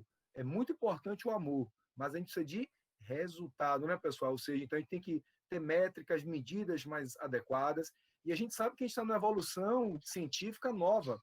Todos nós, né? Há pouco tempo que a gente tem, hoje tem mestrados, doutorados na área de fisioterapia. Se a gente parar para ver, né, até 2003, aquela fala em evidências científicas de mobilização, existiam poucas, né, no trabalho de Cat Steiner, né? Em 2013 teve um boom. Então a gente está num caminho também de crescimento contínuo, né? De buscar instrumentos melhores para medir. E eu acho que isso é importante também para que a sociedade, aos poucos, compreenda o papel do fisioterapeuta e assim por diante, né? Mas podem jogar duro aí colocar na pergunta da professora Helena sobre os indicadores e o dimensionamento da equipe. Show. Deixa eu falar um pouquinho. Quando a gente fala de dimensionamento Bruno fez uma lembrança lá da época a gente lá da Aliança, lá desse atendimento desse paciente. Quando ele foi falando, eu fui lembrando do paciente. É uma coisa, né, que a gente vai voltando no passado. Era um paciente que tinha uma doença oncológica, era um linfoma. Ele voltava e entrava lá no hospital. A gente vê essa questão de dimensionamento e quando a gente trabalhou junto como líder lá, eu tive o prazer de trabalhar com o Bruno como líder um certo período. A gente teve essa combinação, isso foi muito legal. A gente fez um trabalho de dimensionamento em relação ao nível de complexidade lá, né? A gente calculou o tempo de atendimento dos profissionais para estratificar os pacientes também pelo tempo, para ver se aquele nível de complexidade batia com o tempo. Então, a gente trabalhava lá no hospital, que é a mesma escala que eu trabalho hoje no outro hospital de complexidade, que a gente está em 3 níveis de complexidade. Cada local tem seu nível de complexidade, justamente a gente não fala a mesma língua. Eu tive contato com alguns hospitais de São Paulo que eles tinham 6 níveis de complexidade em alguns lugares, né? 3 níveis de complexidade respiratória, 3 motoras, tinha outro que tinha 5 de cada um. Aí eu fiz, esse quebra-cabeça é difícil, né, de a gente fechar, né? Eu e Bruno, a gente conversa muito sobre isso, a gente estava com um projeto aí que parou, mas vamos voltar em breve. Minha cabeça está meio conturbada com o curso que eu estou lançando aí agora, mas em breve a gente já... Mas é isso, a gente quantificar a fisioterapia, qualificar a quantidade de tempo que você tem que prestar aquele paciente. Isso é uma receita difícil, isso não é fácil de ser feito, isso você vai ganhando experiência. Mas você, como gestor, tem que ter uma ferramenta para que você consiga, porque a ferramenta não é só o número do CREFITO lá, que tem a questão dos parâmetros assistenciais, que na UTI eu tenho que atender X, né? Mas quando a gente vê parâmetros assistenciais, PH, que é muito envolvido com essa parte aí, você vê um espectro no UTI de você atender de 6 até 10 pacientes, né? O que é 6, o que é 10? 6, 10 é muito grande, é quase metade. Então, por que 6 e por que 10 pacientes eu tenho que atender? São 6 pacientes com nível de complexidade altíssimo. Então, pacientes com alto nível de complexidade, que não tenha nada a ver com a complexidade médica e não tem nada a ver com o prognóstico médico, é independente. A fisioterapia fala outra língua, né? O paciente muito grave na terapia intensiva com ECMO, com diálise, noradrenalina lá em cima, ele é muito grave para o médico, mas para a gente da fisioterapia, ele pode ser um paciente com baixa complexidade, visto que você fez o ajuste ventilatório e naquele momento, infelizmente, não tem mobilização precoce que seja feita para ele. É um paciente que você tem que aguardar. Então, o nível de complexidade daquele paciente, ao meu ver, é um nível de complexidade baixo. Mas um paciente que foi estubado depois desse contexto, que está com a perda de musculatura, que dentre os parâmetros de avaliação, todos que a gente pode usar como ferramentas e como indicadores de qualidade, esses números que a gente pode usar, a escala de mobilização, a ultrassonografia, o dinamometria, outros recursos a gente pode usar como escalas, né? Também essas escalas podem ser indicadores para a gente, né? De assistência, de você ver a melhoria do paciente. Esse paciente é muito mais complexo, é um paciente que você vai ter que botar em pé, você vai ter que avaliar ele melhor, você vai ter que botar numa prancha ortostática, você vai ter que botar ele no circo ergômetro. Então, são níveis de complexidade diferentes. Então, eu utilizo dessa ferramenta já há alguns anos de complexidade, e essa ferramenta norteia a divisão. Então, o profissional que está com um nível de complexidade só um, pacientes leves, vamos dizer, pela essa escala, ele pode chegar a atender 10 pacientes? Pode, dá tempo. Né? A gente já calculou isso, dá tempo. Então, dá tempo de tomar o cafezinho também no meio do plantão e atender esses pacientes, não atrapalha, dá tempo. Você consegue fazer um trabalho bem feito. Mas se eu tenho 6 pacientes com alto nível de complexidade, nível 3 de complexidade, eu não consigo atender 10, então eu consigo atender 6. Então, é diferente. Então, a qualidade tem que ser colocada na balança. Isso foi o tema até da reunião hoje, que eu estava tendo lá com os gestores, que era isso. Por que seus fisioterapeutas não atendem 10? Eu falei, não, porque esse profissional aqui, ele está atendendo pacientes com alto nível de complexidade. Cadê essa escala? Aí eu tive que mostrar. Ah, isso é o vermelho? Eu falei, isso aqui é o vermelho de vocês. Isso aqui é o amarelo. Tem que tentar falar a linguagem deles também, porque os gestores são gestores médicos, são gestores administrativos, você precisa explicar para eles o que está acontecendo. Então, eu consegui hoje dizer que a equação não é para bater 20 atendimentos num turno, vamos dizer assim, né, num dia, é para bater 16, 18 atendimentos, visto que esse paciente tem nível de complexidade. Então, o entendimento tem que ser passado, a gente precisa desenhar, a gente precisa explicar para eles o que é a fisioterapia, que a fisioterapia não é medicina, a fisioterapia não é técnico de medicina, a fisioterapia é uma profissão diferente, que eles não entendem, e quem entende somos nós, e nós precisamos explicar. Então, os indicadores são vários, são financeiros, PH falou aí de EBITDA, de margem de contribuição, de outras coisas que a gente tem que saber, porque a gente precisa ter esses indicadores financeiros, já que a fisioterapia ela também faz a parte financeira, a gente tem que ter, você tem que ter os indicadores de qualidade assistencial, de qualidade pessoal, você tem que entender se você é bem visto pela sua equipe, isso é um indicador, né? Então, eu preciso ter uma inteligência emocional, como o professor PH falou, eu preciso entender de pessoas, para lidar com pessoas. Não é porque eu sou um excelente técnico que eu vou ser um excelente coordenador, e isso acontece muito, infelizmente. A gente pega, ele é o melhor profissional que tem, então ele vira coordenador. Não é assim, né? Porque o cara sabe muito da profissão, da assistência fisioterapêutica, mas ele não sabe lidar com pessoas. Então ele vai ser um péssimo gestor, porque um dos pilares mais importantes é a inteligência emocional. Se você não tiver equilíbrio emocional para lidar com pessoas, você não vai conseguir gerir muito bem sua equipe, você vai ter uma equipe que você vai gerir só pelo poder, né? Porque já que você tem o cargo, aí você tem a autoridade não, o poder de gerir aquela equipe. Você não tem autoridade, ninguém te respeita porque você é exemplo. Então você tem que ter isso, né? Então existe a diferença entre autoridade e poder, existe a questão da inteligência emocional, né? Então você tem que botar isso no papel, estudar sobre isso, porque inteligência emocional é estudo também, é livro, é evidência, você tem que aprender com isso, porque ninguém diz assim, eu sou ótimo, todo mundo gosta de mim, eu vou ser um ótimo coordenador. Não é assim. Você pode ser um ótimo colega para tomar uma cerveja no bar, mas você tem que juntar os outros pilares, que é a experiência, também a teoria, né? Então você tem que ter esses pilares bem estabelecidos. Então, indicadores de qualidade, o que eu utilizo hoje em dia são indicadores assistenciais, de quantitativo de assistência, gráfico de potencial, média de assistência, olha quem está aí, Pepeu, gráfico de assistência, né, por profissional, por turno, e também a gente vê as escalas funcionais, né, nível de complexidade, né, vejo as escalas funcionais, uso a escala funcional como indicador. Lá nesse hospital, a gente usava lá no Aliança a FSS como indicador de qualidade para rastrear os pacientes, e agora eu estou usando uma escala mais fácil, que é uma escala MS, que é uma escala mais tranquilinha para usar, e aí foi mais fácil para treinar a equipe, que é uma equipe nova que eu estou treinando, então foi mais fácil para treinar. Então eu uso esses indicadores aí, que são os indicadores que a gente utiliza dentro da terapia intensiva. Aí a gente tem os outros que tem relação administrativa turnover, tem questão de absenteísmo, né? São esses indicadores também de pessoa, né, que a gente utiliza. Giro-leito, né, que também a fisioterapia tem impacto, né? E acho que basicamente isso. O resto são dados de UTI, né, que é tempo de ventilação mecânica, indicador de mortalidade, essas outras coisas que aí são dados que são da unidade, né, não é mais específico da fisioterapia, né? Na instituição privada e também na pública, há uma preocupação muito grande com o resultado, que é resultado financeiro, não é? Então, nós somos muito cobrados por isso, o resultado. porque o profissional ele gera um custo para a instituição, o serviço ele gera um custo para a instituição.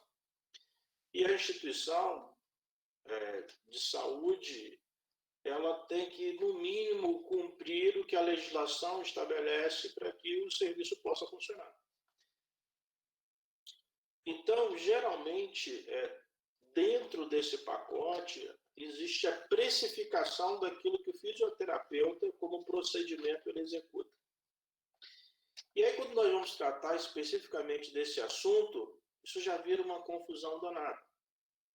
Porque alguns fisioterapeutas precificam no serviço privado pela tabela da Associação de Medicina do Brasil, não usam o referencial nacional de honorários da fisioterapia, praticam várias outras situações, porque nós não conseguimos nos reunir para mostrar força, para fazer força. Algumas cidades do interior da Bahia, elas conseguem, porque são poucos fisioterapeutas, eles se unem e dizem assim, não vamos trabalhar por esse preço, não vamos trabalhar por esse valor, não vamos trabalhar assim, vamos trabalhar assim e os serviços de saúde eles têm que funcionar dessa maneira. Bem, mas por que eu falo isso? Porque quando o doutor Farani ele vai sentar com os gestores que estão acima dele, os gestores cobram ele assim, por que 10 atendimentos? Por que 6 atendimentos? Por que 15? Por que 20?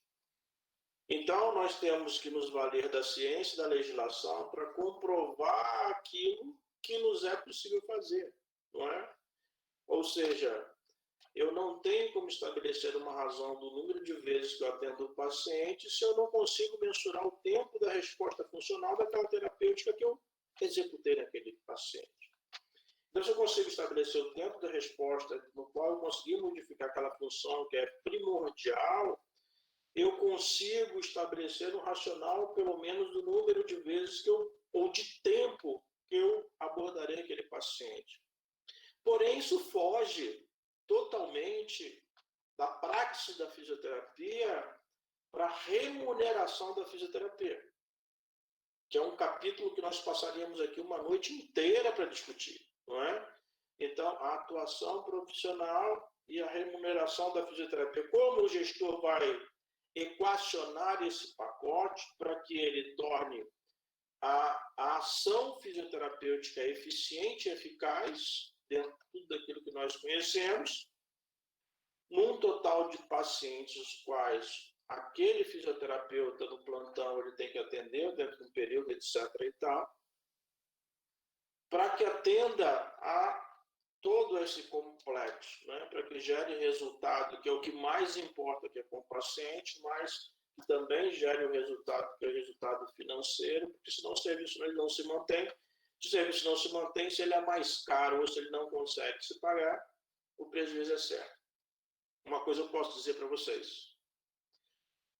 Um dos serviços mais lucrativos na unidade hospitalar é chamado de fisioterapia. Se ele não fosse lucrativo, ninguém ia querer esse serviço. E é uma briga imensa dos gestores por conta da fisioterapia. Porque especular em cima do fisioterapeuta é muito fácil, porque nós não estamos organizados, não nos organizamos. Então, nós temos, por exemplo, com todo o respeito que eu tenho, mas uma série de profissionais que não têm o mínimo de formação para atuar dentro da unidade de terapia intensiva, ocupando postos de trabalho de outros profissionais que já têm uma expertise, já desenvolveu algumas habilidades e competências que são essenciais para a função, que demanda um pouco de tempo, né, para que isso aconteça. Esses profissionais eles perdem espaço por um profissional que é muito mais barato ou que vai gerar um impacto econômico, orçamentário menor na folha daquele serviço de saúde. Então, isso perpassa também para a nossa organização profissional, não é? Então, quando o doutor Farani fala, por que 6 e por que não 10? Eu posso lhe explicar por que 6 e por que 10. Porque em 1994, quando foi feita uma consulta ao Conselho Federal de Fisioterapia como deveria se estabelecer o parâmetro, foi perguntado a uma determinada associação de fisioterapia, não uma associação, a uma profissional de uma associação de fisioterapia, e a realidade da cidade dela, que é uma grande capital do nosso país, é que não existiam serviços de fisioterapia 24 horas. Os profissionais prestavam serviço. Então, ela fez uma conta rápida, bem, o cara no máximo vai ficar 12 horas, então se a cada 2 horas ele fizer uma fisioterapia, eu cobro 6 horas, então 6 horas eu atendo. E foi assim, doutor Faré, às 6. Quando foi feita a consulta para estabelecer o que era a Anvisa, não perguntaram sobre a FIE. Fizeram uma consulta e foram direto, por uma questão política, a um fisioterapeuta que era próximo à área de fisioterapia respiratória. Esse fisioterapeuta não trabalhava com fisioterapia respiratória, não trabalhava com fisioterapia hospitalar, mas ele consultou 2 colegas e o cara fez um raciocínio bastante parecido. Ele falou assim, pô, fisioterapia é 24 horas, então, nós crescemos, etc. e tal. Se eu conseguir pensar assim e tal, em 2, então, se eu colocar 10 não pode, 15 vai ficar demais, 12 vai dar 1 por hora. Então, se eu colocar esse racional por hora, cobrindo em 10 horas, 10 fisioterapeutas, 1 para 10 resolve. E foi assim que foi resolvido. Não foi por consulta pública direta, se diz que é, mas não foi. Isso foi por conta de uma consulta pessoal, nessas 2 fases. Volto a dizer, a profissão ela tem que se fortalecer para que ela exija o que é justo. Na cidade de Salvador, para que nós tenhamos a ideia, todo o serviço de fisioterapia hospitalar que tem unidade de terapia intensiva, a fisioterapia funciona 24 horas por dia. É estranho você ouvir que que o país está brigando pelas 24 horas, quando nós trabalhamos 24 horas há 28 anos, praticamente. Há 26 anos já trabalhamos assim, não é? Na cidade de Salvador e grande parte do estado da Bahia.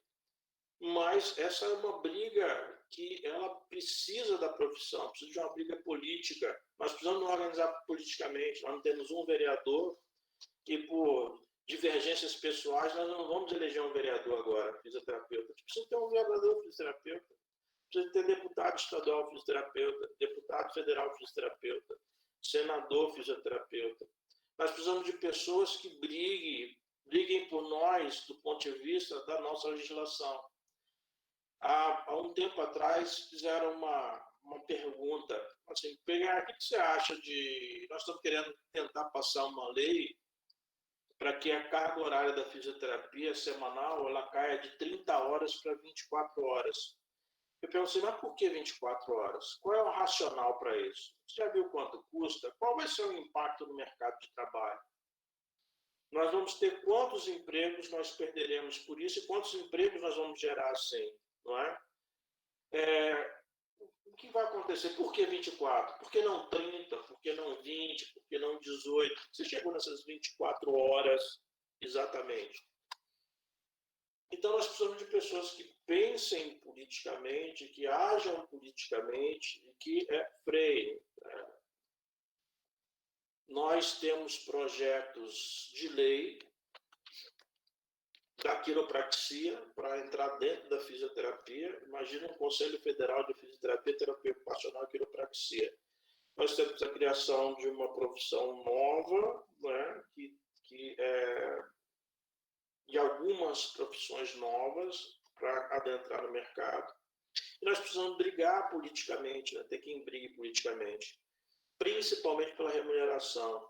Quantos nossos fisioterapeutas eles participam de uma associação, que é uma associação de classe, porque é ela que briga pela remuneração? Quantos de nós? Como é que nós nos organizamos? Então, para se estabelecer quantas vezes a academia ela precisa e ela trabalha nesse sentido. Mas há uma distância entre a academia e a prática clínica. Então, a minha sugestão é que haja uma aproximação entre a academia e a prática clínica. Porque só essa força grande que existe, que são os estudantes, e não fisioterapeutas mais mal viciados da minha geração e de outras gerações, para mudar a nossa realidade. Porque quantos praticam a funcionalidade na sua praxis profissional? Quantos? Muito poucos. Então, se nós não praticamos o que é da essência da nossa profissão, como é que nós vamos conseguir outras coisas mais, não é? Então, o gestor ele passa por esse dilema. Quando ele vai quantificar, ele vai distribuir, ele vai planejar, que ele senta para observar a planilha de custos dele, seja na parte que é pública ou na privada, ele esbarra com várias armadilhas e vários penduricalhos. Volto a dizer, nós precisamos de mais gestores fisioterapeutas que pensem em fisioterapia e mais políticos fisioterapeutas para que possam ajudar a consolidar as políticas da fisioterapia. Que política pública nós temos de fisioterapia, senhores? Olha aí, digam aí quais. Nós não temos, pô. Então, o nosso povo ele não vai reconhecer a profissão e nem vai brigar, nos ajudar a brigar por conta de fazer valer o nosso racional, que é o racional que nós não conseguimos fazer valer para com os nossos colegas. Infelizmente, eu acho que a nossa ignorância profissional, da nossa profissão, ela é mais perniciosa para que nós possamos estabelecer racionais, que são rotinas técnicas, rotinas metodológicas, do que qualquer outro aspecto.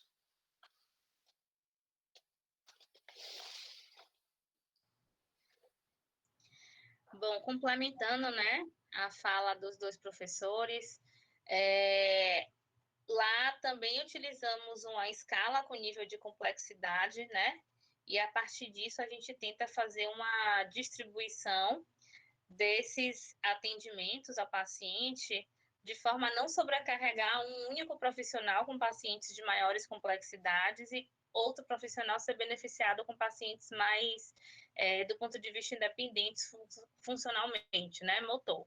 Então, a gente tem esse nível de complexidade, né, nosso nível de complexidade varia de 1 a 6, e a partir disso a gente faz a distribuição dos pacientes. Com relação aos indicadores, eu até me trouxe à memória uma situação que vivenciamos, né, com relação a um indicador da fisioterapia. Temos, né, no planejamento estratégico da instituição a questão da visibilidade, né, a questão de mercado e a questão das cirurgias robóticas. E um dos indicadores da fisioterapia é o tempo de deambulação e de sedestração desse paciente da cirurgia robótica, porque é uma questão estratégica da instituição. Então, nisso a gente contribui para um objetivo estratégico institucional e isso gera visibilidade. No começo, por uma falta de alinhamento de processo, não digo da fisioterapia, mas um alinhamento de processo institucional, tivemos um tempo alargado, porque não chegava a comunicação desse paciente que internava para a gente. E depois de um alinhamento de processo, a gente conseguiu estabelecer um tempo de sedestração e de deambulação que atende à expectativa, né, da equipe e que atende à expectativa da alta gestão e que mostra que nós, fisioterapeutas, estamos contribuindo. E, recentemente, a gente teve até um feedback positivo do médico que opera, trazendo que uma das opções dele de escolher a instituição para operar era por conta da equipe da fisioterapia. Isso para a gente foi muito importante, porque mostra que a gente tem um reconhecimento e a gente mostra o nosso papel.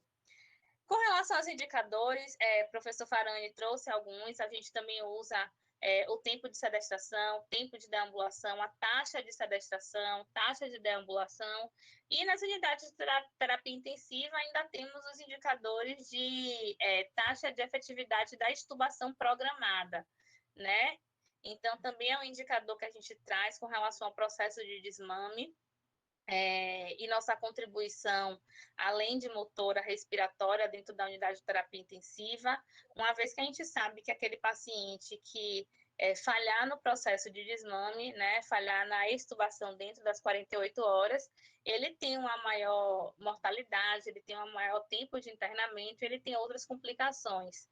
Então, com isso, a gente tem esses indicadores que, de forma tática, né, contribuem para o objetivo estratégico da instituição e fortalece a nossa atuação. Essa questão de trazer o fortalecimento da categoria, a gente percebe que ainda é muito frágil, né? Essa definição de indicador do ponto de vista da fisioterapia. o MBA em Gestão e Serviço de Saúde que eu fiz, a gente teve a matéria de indicadores. E eu lembro que eu e Pamponé éramos colegas de turma, fomos questionar a professora. Professora, quais são os indicadores que a senhora traz como exemplo para a fisioterapia? Ela rodou e disse, não, tempo de internamento, taxa de giro de leito, e a gente reforçando, mas essa não é a contribuição direta da fisioterapia, é um reflexo da contribuição direta, mas tem algum indicador? E foi, assim, uma pergunta que gerou uma inquietação, porque nós insistimos, né, querendo até o final da aula um norte para a gente até ver se estávamos no caminho certo ou não. E a gente percebe que existe uma falta de padronização dos indicadores. Por exemplo, hoje, se a gente pegar um hospital que é inscrito em alguma associação, a gente tem a definição de quais são os indicadores que esse hospital precisa apresentar. Mas e dos serviços de fisioterapia? Não existe essa padronização. Então, a gente não consegue nem se comparar com outras instituições hospitalares, né? E nem está fortalecendo também essa atuação. Então, eu acho que, além do fortalecimento da categoria da classe, a gente, como gestor, precisa ter um alinhamento, uma padronização dos indicadores que são utilizados pelos diversos serviços, né? Até para a gente ter um parâmetro de comparação, porque, por exemplo, eu, enquanto gestora, acredito que muitos façam isso, quando a gente quer brigar por algo, eles sempre pedem a comparação com os outros hospitais, né? O benchmarking. Então, a gente tem que trazer também esse fortalecimento e mostrar que a gente sempre tem o que crescer, né? Se basear pelos exemplos positivos que temos na categoria. Então, o indicador é super importante, né? Eu acho que é o reflexo da nossa atuação, do nosso papel e da nossa contribuição.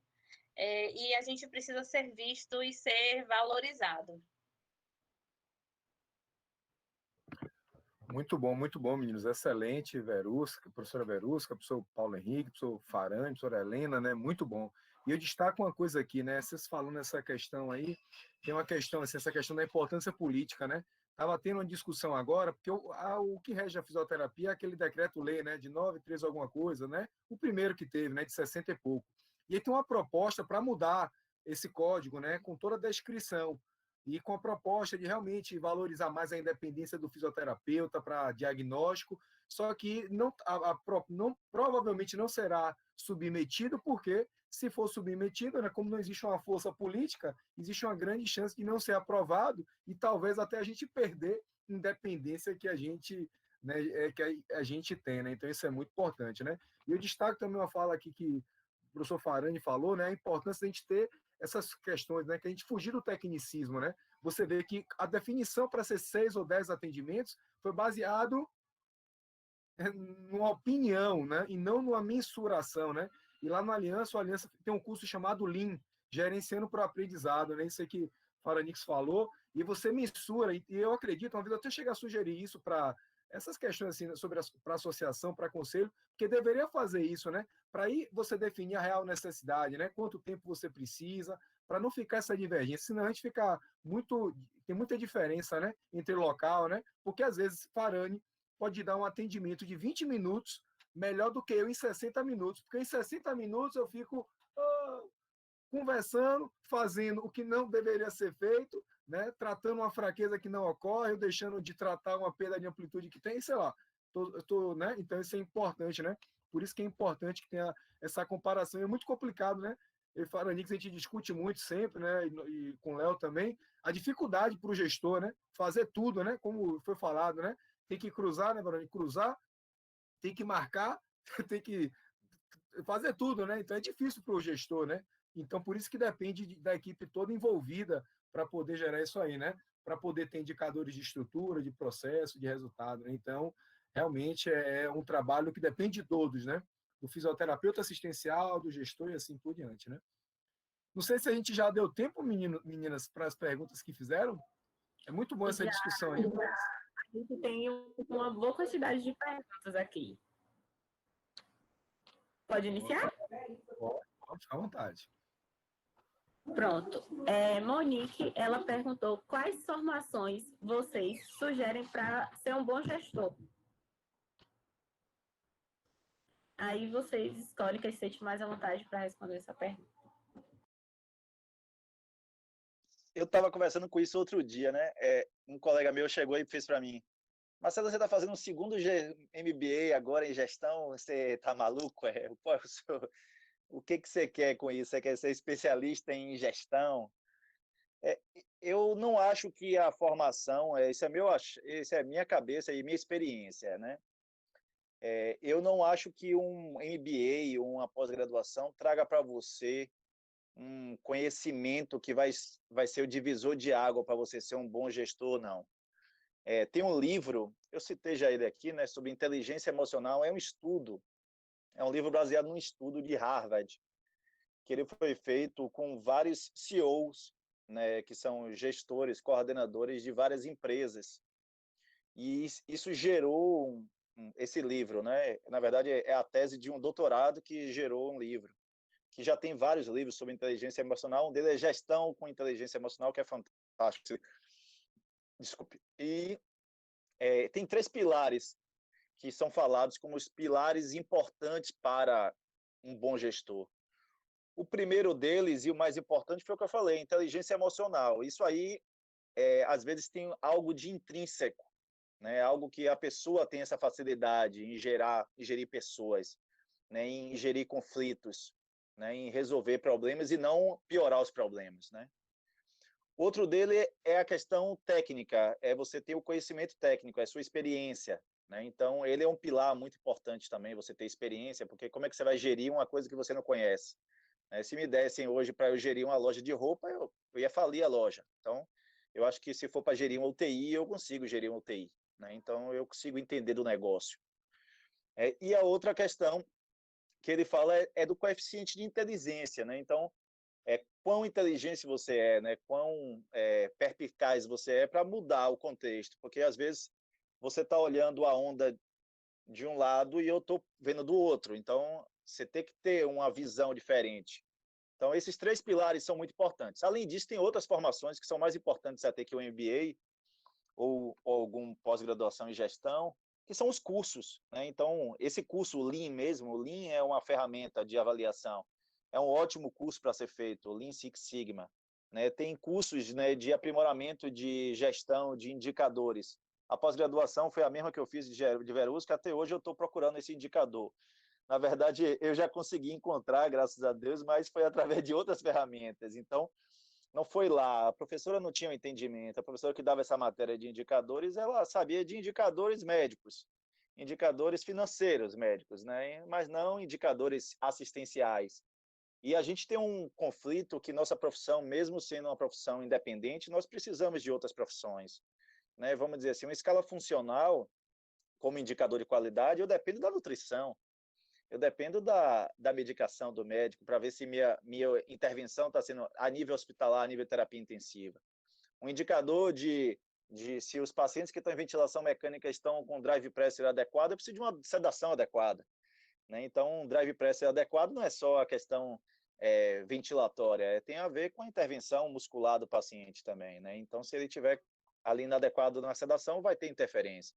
Então, tem alguns indicadores que a gente fala que qualidade, ter um drive pressure abaixo de 15 nos pacientes de ventilação controlada é qualidade, a gente sabe disso porque tem impacto em mortalidade. Pacientes que têm menos tempo de permanência de ventilação mecânica tem impacto em qualidade, tem impacto em mortalidade, mas são contextos globais, então a gente pode estar mensurando esses dados também. Então, formações, eu daria a dica de pessoas de fazer formações menores, né? Fazer formações pequenas, cursos, procurar cursos, eventos pequenos. Tem um evento que é fantástico, esse ano, infelizmente, pela pandemia não teve, é um evento junto com a Sobrafi e junto com a associação, que é, esqueci agora, a Associação de Empresários de Fisioterapia. A FenaFísio. FenaFísio, isso, a FenaFísio. Tem um evento que é da FenaFísio com a Sobrafi, eu já fui para 2 edições dele, é fantástico esse evento, é um evento muito bom, abre a cabeça, porque você está ali com mais de 40 gestores do Brasil inteiro, né? Esse último que teve em Brasília foi gente pra caramba, então aí você consegue ter network ali, você consegue discutir com as pessoas, e aí começa a ter ideias, né? Então é muito legal, eu acho que vale a pena buscar isso. Mas existe uma escada para chegar lá, né? Não, assim, a gente está falando de profissionais aqui, assim, Verusca fala que tem menos tempo, mas são profissionais de 10 anos, né, de profissão. Bruno, né, que tem a mesma quantidade de anos que eu tenho formado, Paulo, eu preciso ser velho, né, ou ser na profissão para ter cargo de gestão, é necessário você ter experiência, né, é necessário você entender do negócio, né, então não é só a questão, eu vou sair agora da faculdade, vou fazer um curso de gestão, eu já posso coordenar um serviço. Você pode, eu acho que, coordenar a sua empresa, que é você, porque a maior empresa que a gente tem que gerir somos nós, né, então a profissão tem que falar como todo, né? A gente tem que falar como todo mundo, mas você tem que gerir sua profissão. E para você fazer uma gestão de sua profissão, você vai ter que pensar e desenhar ela, curto, médio e moderado prazo, né? Isso que você tem que ver. Então, a formação é isso também. Farani é uma empresa, eu sou uma empresa. Né? Eu sou uma empresa, eu sou um profissional, eu sou fisioterapeuta, eu sou fisioterapia. Mas a gente tem que gerir nossa empresa, né? Você tem que gerir a sua pessoa, você tem que gerir isso que a gente falou aqui, né? O exemplo, né? É chegar no plantão e fazer o certo, tentar se ligar com pessoas boas, né? Tá sendo bom com o colega e bom com a profissão, né? Ser ético com a profissão. Essa questão, a gente falou muito isso sobre ética, né? Valorização é ética, né? Do que adianta eu ser coordenador lá do hospital e daqui a pouco o colega se interessa pelo serviço e bate lá e fala, ele está ganhando quanto?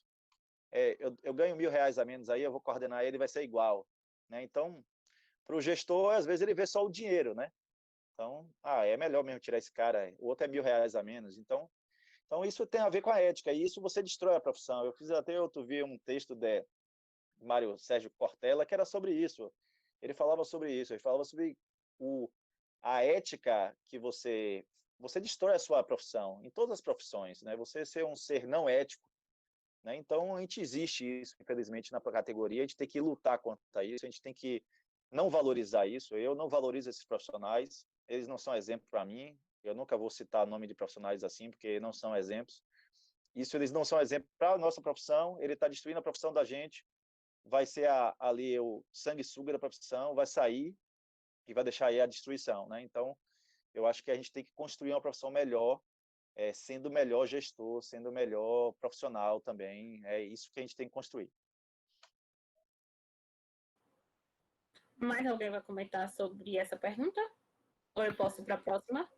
Só eu acho bem legal isso que o Farani falou também. Eu achei muito legal essa lista de habilidades, né, pessoal? Então, repare que são muitas habilidades. E Farani falando ali, eu só lendo, ó, pensamento crítico, né, em análise, ó, liderança e influência social, né? Então, pensamento analítico e inovação, aprendizagem ativa, estratégias de aprendizagem, ou seja, não pode parar nunca, tá sempre aprendendo, né? Ó, resiliência, controle de estresse e flexibilidade, raciocínio, resolução de problemas complexos. Então, repare como não é uma coisa assim simples, né? Então, são muitas coisas que devem ser desenvolvidas, né? Tem um livro legal também que chama Empatia Assertiva, também, que é legal, mas muito legal. Era só para acrescentar isso mesmo. Monique, ela também perguntou como funciona o processo de seleção de gestão para o serviço hospitalar.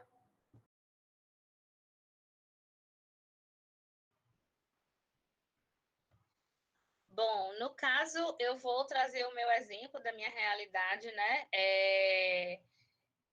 Foi pela questão do desempenho mesmo, eles observam essa questão de competências que o professor Marcelo já trouxe, essa questão de relacionamento, né? A questão de gestão de conflito, eles observam muito, e o próprio desempenho enquanto assistência. Eu lembro que quando me veio a proposta para assumir a coordenação, foi me dito isso, a gente observou você, viu que você tinha um bom relacionamento com a sua equipe, com as outras categorias, vimos, né, que você teve um bom desempenho enquanto fisioterapeuta assistencial das unidades, e gostaríamos que você assumisse o cargo da coordenação. E eu lembro que na época eu falei, mas eu não sei nada de gestão, eu nunca estudei sobre isso, eu não tenho experiência nenhuma. Não, você vai desenvolvendo e a gente vai te capacitando ao longo desse processo. Então, existem algumas instituições que já fazem um processo seletivo, né, quando tem uma mudança de coordenação para um processo seletivo externo, mas também existe o processo seletivo interno, onde são vistas essas habilidades e competências, né? E o desempenho, a trajetória do profissional ao longo dos anos na instituição, para que possa definir quem assumiria esse cargo de coordenação. E como o professor Marcelo disse, muito mais baseado em habilidades e competências, porque ser capacitado enquanto gestor, a gente pode ter a titulação de um MBA em gestão, a gente pode ter a titulação de um curso específico, mas a gente precisa, de fato, desenvolver habilidades e competências e demonstrar isso na prática.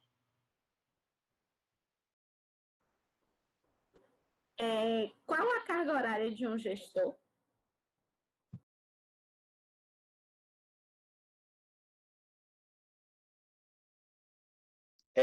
Acho que ninguém respondeu, deixa eu que eu respondo. Acho que a carga horária depende do seu contrato, né? Então, isso a depender do contrato que você vai seguir. Eu posso ter contrato com uma instituição que meu contrato é de 15 horas semanais, né? Mas tem instituições que você rege o mesmo segmento que a gente segue, vamos dizer assim, os líderes e supervisores de muitos hospitais, eles seguem a carga horária de 30 horas semanais. Algumas instituições, como é cargo de confiança, né? Algumas instituições, o cargo de coordenação é cargo de confiança, é livre, mas é livre assim, teoricamente você tem que estar lá como os outros gestores, que são 8 horas por dia, né? A presença 8 horas por dia, sem ter a necessidade de registrar ponto, né? Mas depende do qual foi o acordo, né? A contrato que você entrou lá na instituição, então isso vai depender, né? E quando esse fisioterapeuta ele é gestor, ele tem que cumprir alguma carga horária na assistência, e se tem que cumprir, quanto de carga horária que é?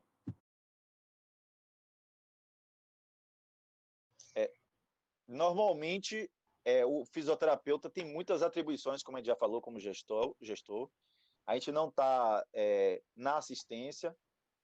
É isso que a gente não consegue ter a segregação, né? Porque uma coisa é você ser o gestor administrativo da fisioterapia, que lida com escalas, com contratações, com seleção, com demissões, com advertências, com essa questão administrativa, né, com avaliação de pessoas, avaliação anual de pessoas.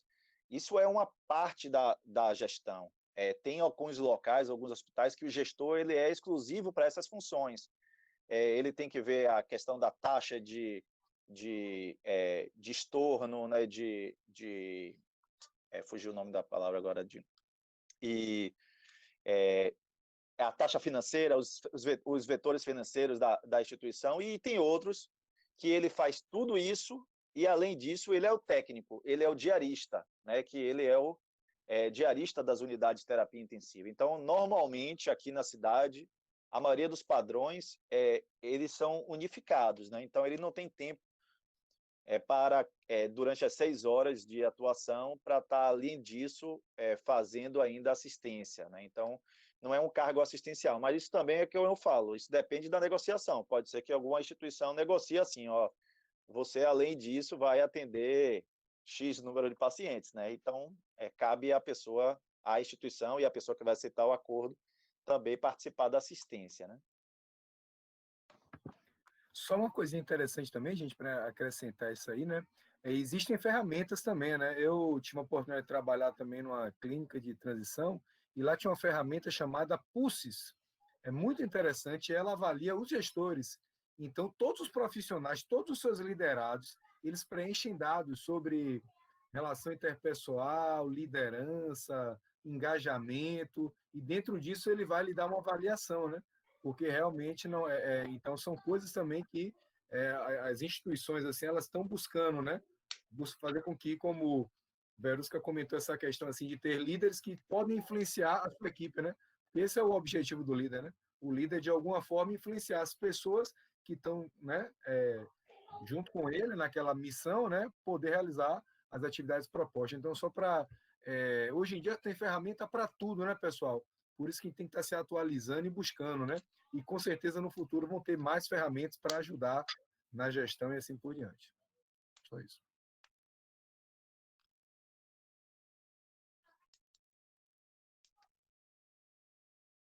Mais alguma pergunta? Então, temos mais algumas. Mais algumas? A próxima é de Larissa Laranjeira. Ela pergunta: com quanto tempo de formação o fisioterapeuta pode ser gestor?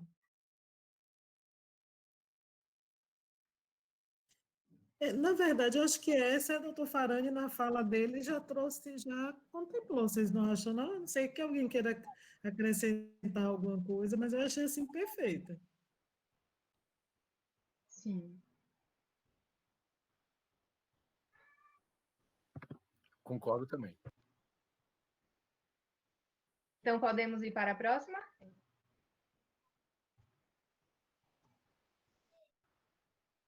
A próxima Pode sim, joga duro aí. é de Isabel Santiago. Ela pergunta: como é a relação com a gestão médica, considerando esse modelo biomédico que ainda é muito forte em alguns locais?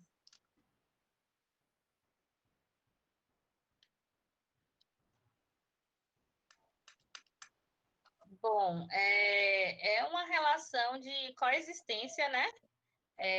Temos os gestores das unidades, mas através do diarismo, como o professor Marcelo colocou, e através de um embasamento também científico na hora da discussão de definições de desfecho de indicador, a gente consegue ter o nosso espaço, né, e ser ouvido. Então, é uma relação, eu acredito que não seja só a minha percepção, mas é uma relação construída, é uma relação de parceria, né? Porque o gestor médico, ele tem essa visão também da importância da fisioterapia, mas que ainda pode ser melhor construída e mais fortalecida.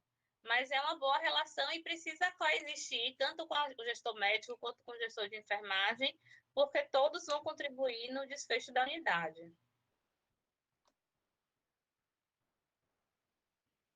Deixa eu falar um pouquinho disso aqui. Bruno fala bem disso, né?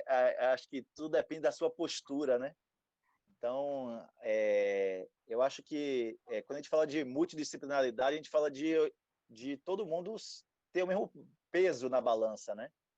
Então, a gente não fala que o fisioterapeuta coordenador ou o médico coordenador tem, mas a gente sabe que quando a gente tem administrações médicas na instituição, a balança pesa mais, né? Então, a gente não pode ficar vivendo no mundo de Cinderela aqui. Então, a gente sabe que tem. Então, e tem pessoas. Médicos, gestores são pessoas, e tem médicos que têm uma inteligência muito boa, um raciocínio muito bom, uma inteligência emocional muito bom em lidar com a equipe. E vai ter médicos que vão ter um relacionamento péssimo com a equipe. E ele vai querer só mandar na equipe, né? Não vai querer trocar informações, né? Não vai querer. Então, a gente vai ter pessoas e pessoas. Então, tem todos os contextos, assim como tem enfermeiros também, fisioterapeutas, né? Então, isso vai ser independente. Assim, o que eu falo de minha experiência hoje mesmo, a reunião que eu tive em relação à quantidade de profissionais, os indicadores da fisioterapia que eu tive que apresentar era para o gestor, dono do hospital, o gestor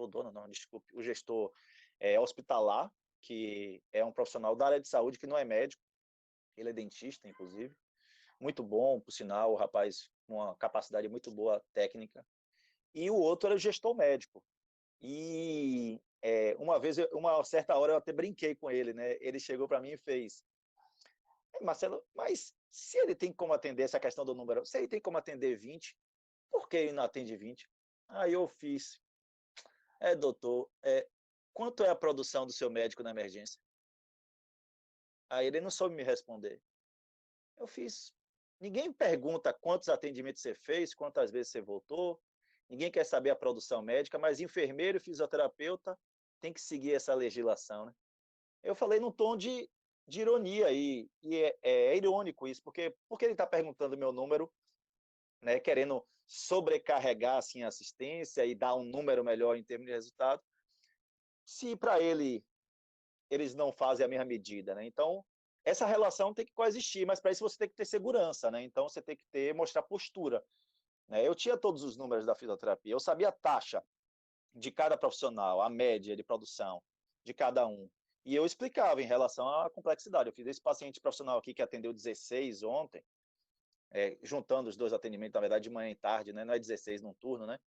Seria um máximo de 20 atendimentos segundo a legislação. Eu fiz esse profissional aqui, estava com aquele paciente ali do leito tal, que ele estava entubado, e que o médico chamou o fisioterapeuta para botar os parâmetros, já que o médico não tem a qualidade para botar.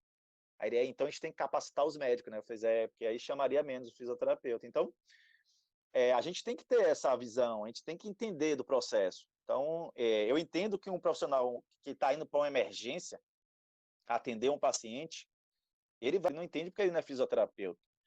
Então, é isso que a gente tem que ter. A gente tem que ter postura diante da equipe. Isso é construído, que nem o Verusca falou, isso é uma construção. Né? Quando eu entrei como líder da UTI, eu era plantonista e virei líder. Então, depois que Bruno saiu, né? Então, porque Bruno eu era das outras unidades e Bruno da outra. Então, eu tive que assumir. E aí as pessoas dizem, mas você é plantonista e agora você dá ordem, né? Entre aspas, né? Você agora que... Então, você tem que mostrar a postura que é você mesmo a referência, né? E a referência não pode ser sua, você tem que compartilhar também. Então, muitas vezes Marcelo, qual é a decisão? Não, espera um pouco, eu vou conversar com um colega que está de plantão para saber qual é a decisão que a gente vai tomar, porque eu não sou o dono da verdade, né? Então, a gente tem que compartilhar as coisas também, a partir do momento que vocês têm equipe capacitada para isso, né? Então, é isso, é construção, é isso aí, mas vai ter pessoas que não vai ter essa inteligência, então você vai ter que lidar com pessoas que não têm capacidade para ser gestor médico e são, né, ou gestores de enfermagem estão, assim como vai ter gestor de fisioterapia que não deveria ser gestor de fisioterapia. Então, infelizmente, é a pessoa, né? Cada um vai ser um momento, né? E você tem que saber flutuar nesse barco aí, né? Porque é complicado, não é fácil, não. Lidar com gestão financeira, com gestão médica, é complicado.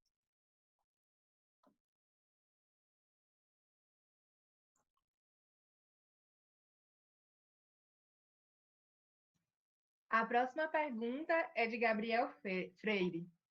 Ele disse: vocês acham que em um futuro pós-pandemia a fisioterapia em terapia intensiva será mais valorizada ou é apenas uma ilusão?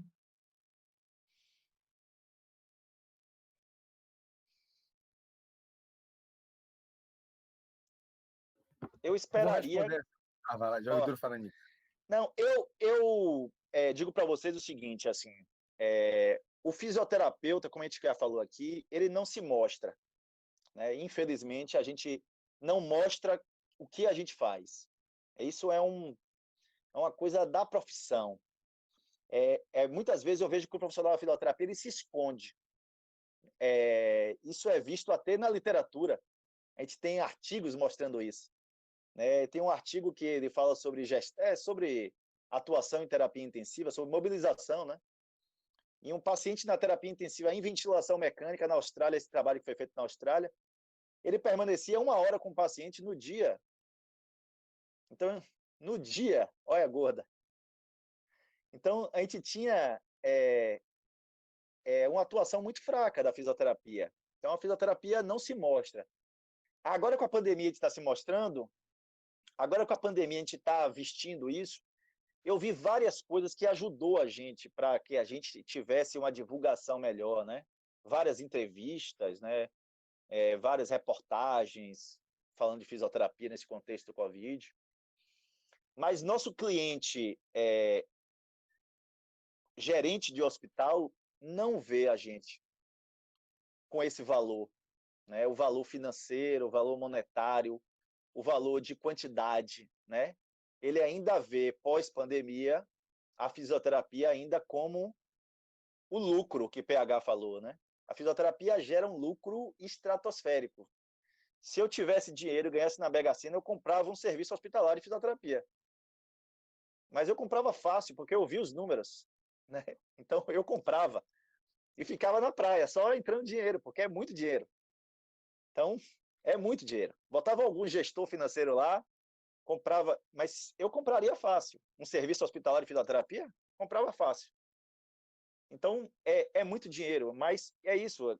Qual é o gestor de fisioterapia na cidade que é sócio de algum serviço desse? Nenhum. Nós somos empregados. Então, você recebe X para ser coordenador daquele hospital, daquele serviço, que gera milhões, né? Então, a gente não ganha porcentagem. Então, eu até um tempo atrás falava, o fisioterapeuta ele deveria ser remunerado como enfermeira, né? Como o médico, que ele não está muito interessado se ele está se pagando. Ele tem uma legislação que defende que ele tem que estar lá. Mas aí depois eu vi que era um modelo de gestão burra, porque a gente ia acabar ganhando a mesma coisa. E só que a gente estaria lá dentro da UTI, né? Então, a gente está aqui, ninguém vai tirar a gente, eu estou protegido pela lei. Mas não é isso que a gente está falando, a gente está falando em valorização. E valorização tem a ver com rentabilidade, tem a ver com faturamento, né? Então, eu acho que a fisioterapia deveria ganhar em cima da produção também. Já que a gente é cobrado, que a gente se pague, entre aspas, que essa conversa aí é a conversa da carochinha, que a fisioterapia se paga muito e ganha muito dinheiro. Então, a fisioterapia se paga em qualquer sistema, até no sistema único de saúde, a fisioterapia se paga com os códigos que é pago. Então, não existe isso da fisioterapia. Então, mas, infelizmente, eu acho que a gente o Covid acabou, vai voltar, né? As ondas estão para vir aí de novo, as outras. E a gente não ganhou muita coisa. Assim, os profissionais que foram contratados nesse período foram contratados com salários baixos,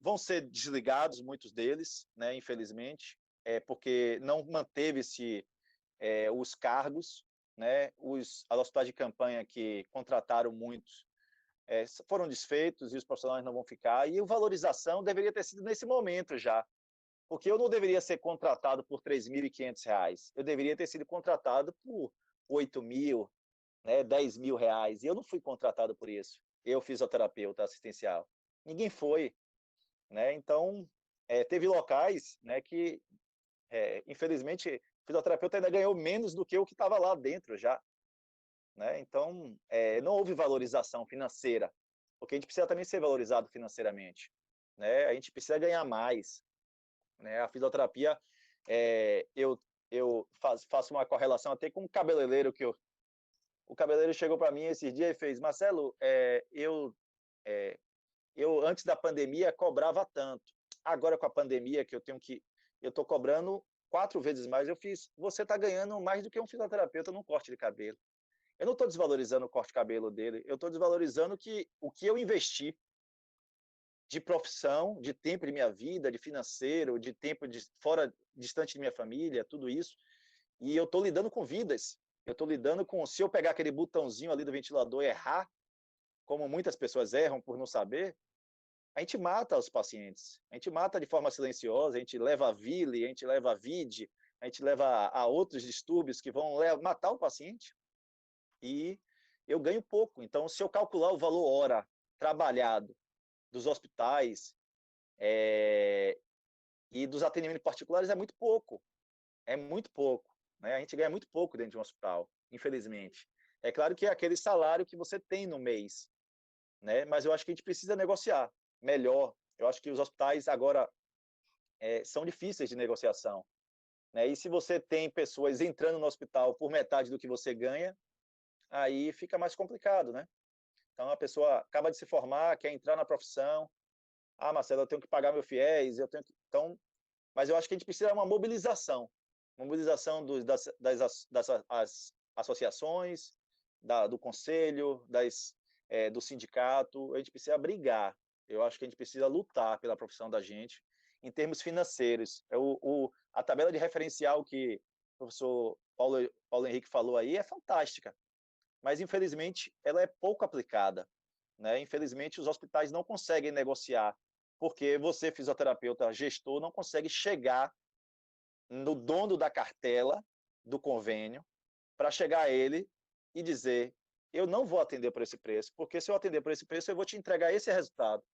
E se eu te receber por esse preço aqui, a gente tem outro resultado. E é isso que os médicos fazem, né? Então, é resultado, né? Eu não uso esse parafuso, porque esse é barato, esse aqui não dá resultado bom. Então, eu tenho que mostrar esses números, né? É difícil, não é fácil não, é muito complexo. Mas eu acho que, infelizmente, a gente está saindo da pandemia para a sociedade, principalmente, sem muita mudança, que é o cliente que deveria fortalecer, que Paulo Henrique falou, muito bem falado.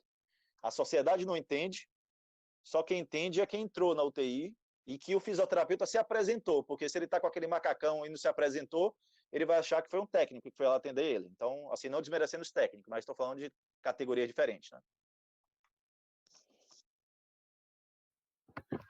Perfeito, Faranix. Eu Muito só... bem. Eu queria falar. já deu Fala, né? fala, Bruno.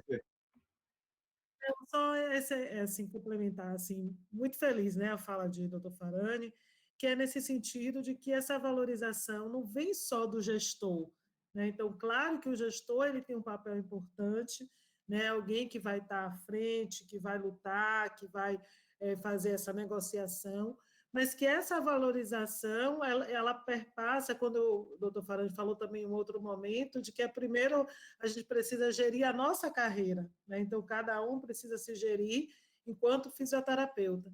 Então, essa valorização, ela passa muito pelo fisioterapeuta, né? Então, cada um, e cabe a gente falar isso aqui, né? Porque estamos no meio, né, de estudantes, um meio acadêmico, e que até essa questão, né, da remuneração, ela passa também pela nossa postura, né, da gente também aceitar qualquer remuneração. E aí, quando o Farage traz assim, que o médico, né, e assim, a questão do valor, do parafuso, mas não é só o médico gestor, é o médico também que está na assistência, ele não se submete a qualquer coisa. Ele tem, de alguma forma, esse olhar gestor da sua carreira. Então, a gente também, enquanto fisioterapeuta, precisa ter esse olhar e se valorizar, porque não é o outro que me valoriza, sou eu que tenho que me valorizar, né? Então, a gente precisa, enquanto fisioterapeuta, ter esse olhar. E eu acho que isso parte desde quando a gente é estudante, né? Então, assim, por mais que estejam as dificuldades, né, de inserção no mercado, não dá para se sujeitar a qualquer coisa. Então, acho que a gente precisa ter essa clareza e também e de se mostrar mesmo. Então, às vezes, a gente também não quer se mostrar para o paciente. Então, não tem como o paciente valorizar se eu vou atender e nem consigo me identificar, mostrar, explicar, porque os pacientes querem saber. Né? Então, assim, muitas vezes a gente faz um bom serviço, o paciente até reconhece, mas ele pensa que foi feito por outro meio, como ele falou, não é desvalorizando nenhuma categoria, mas assim, ele está achando que foi a equipe de enfermagem, enquanto que ele foi assistido pelo fisioterapeuta, e às vezes ele passa pela UTI, às vezes um longo tempo, e não consegue identificar, né, que foi assistido, não consegue passar isso para a família, né, da importância do fisioterapeuta nesse processo de recuperação. Fale, Bruno. Perfeito, Lena. Eu concordo também, né, com sua fala de Faranix também. Eu acho que assim, eu acho que essa questão do fisioterapeuta, né, acho que essa questão da pandemia não vai mudar. O que vai mudar é a nossa atitude, né, a nossa atitude enquanto profissional e gerar resultado. E eu acho, na minha opinião, tá certo? O fisioterapeuta às vezes ele não é efetivo em algumas situações. Ele não sabe demonstrar os resultados dele com tanta maestria. Então, o que é que o fisioterapeuta trata? Né? Então, a gente trata vários problemas. Tem que deixar claro isso. Aí eu volto para aquela questão do diagnóstico. A gente vive numa sociedade que se valoriza a doença, mas o indivíduo é muito mais que doente. Né? Aí eu dou só um exemplo aqui das clínicas de transição. Hoje em dia, o que mais é uma coisa que está crescendo e vai crescer muito são as clínicas de transição. Ou seja, são clínicas que focam na reabilitação. Né? Então, ou seja, você, de certa forma, você é utilizado. Né? O seu serviço é vendido caro, e você não necessariamente, você que deveria receber aquele dinheiro primariamente.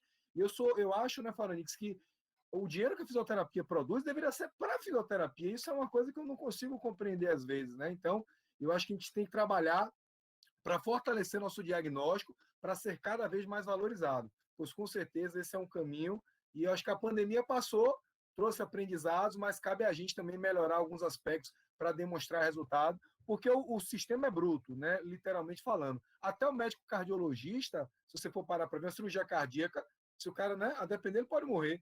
Você vê que eles tiveram que se juntar porque o convênio quer pagar valores bem pequenos. Então é para todo mundo. Isso não é só para o fisioterapeuta, é porque o mundo é assim. O convênio ele quer apertar, né? Seja médico, seja...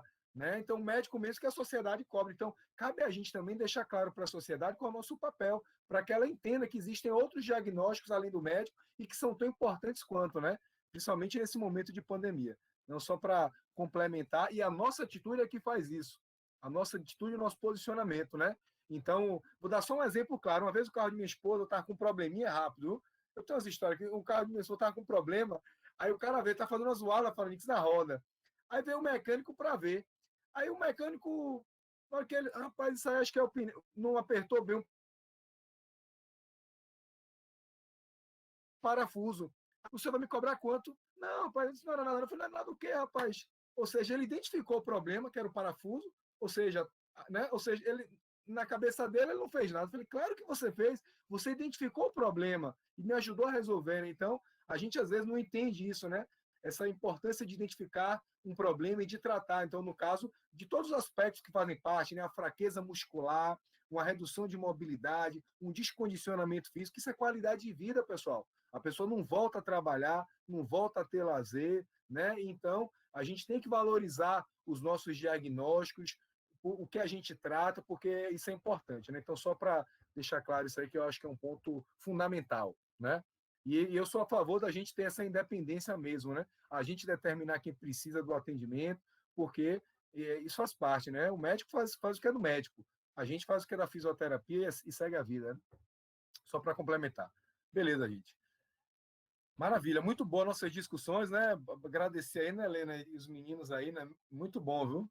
Se vacilar, a gente fica aqui até meia-noite, viu? E os meninos correndo aqui. Só agradecer mesmo, né, a participação. A gente sabe também, né, que depois de um dia é uma jornada, né? Todos vieram aí de uma jornada de trabalho. Então, assim, agradecer muito a participação. E aí, temos mais algumas perguntas, meninas? Acho que não, né? Tem, Oni? Não, as perguntas. Não. As perguntas já foram esclarecidas. E só gostaríamos de dar um informe que Paulo Henrique precisou sair, houve uma queda de energia e ele estava na UTI. O mundo real, né? É. Aí eu queria agradecer em nome de toda a Liga por essa discussão riquíssima que foi. A gente está tendo, inclusive, comentários no chat sobre isso.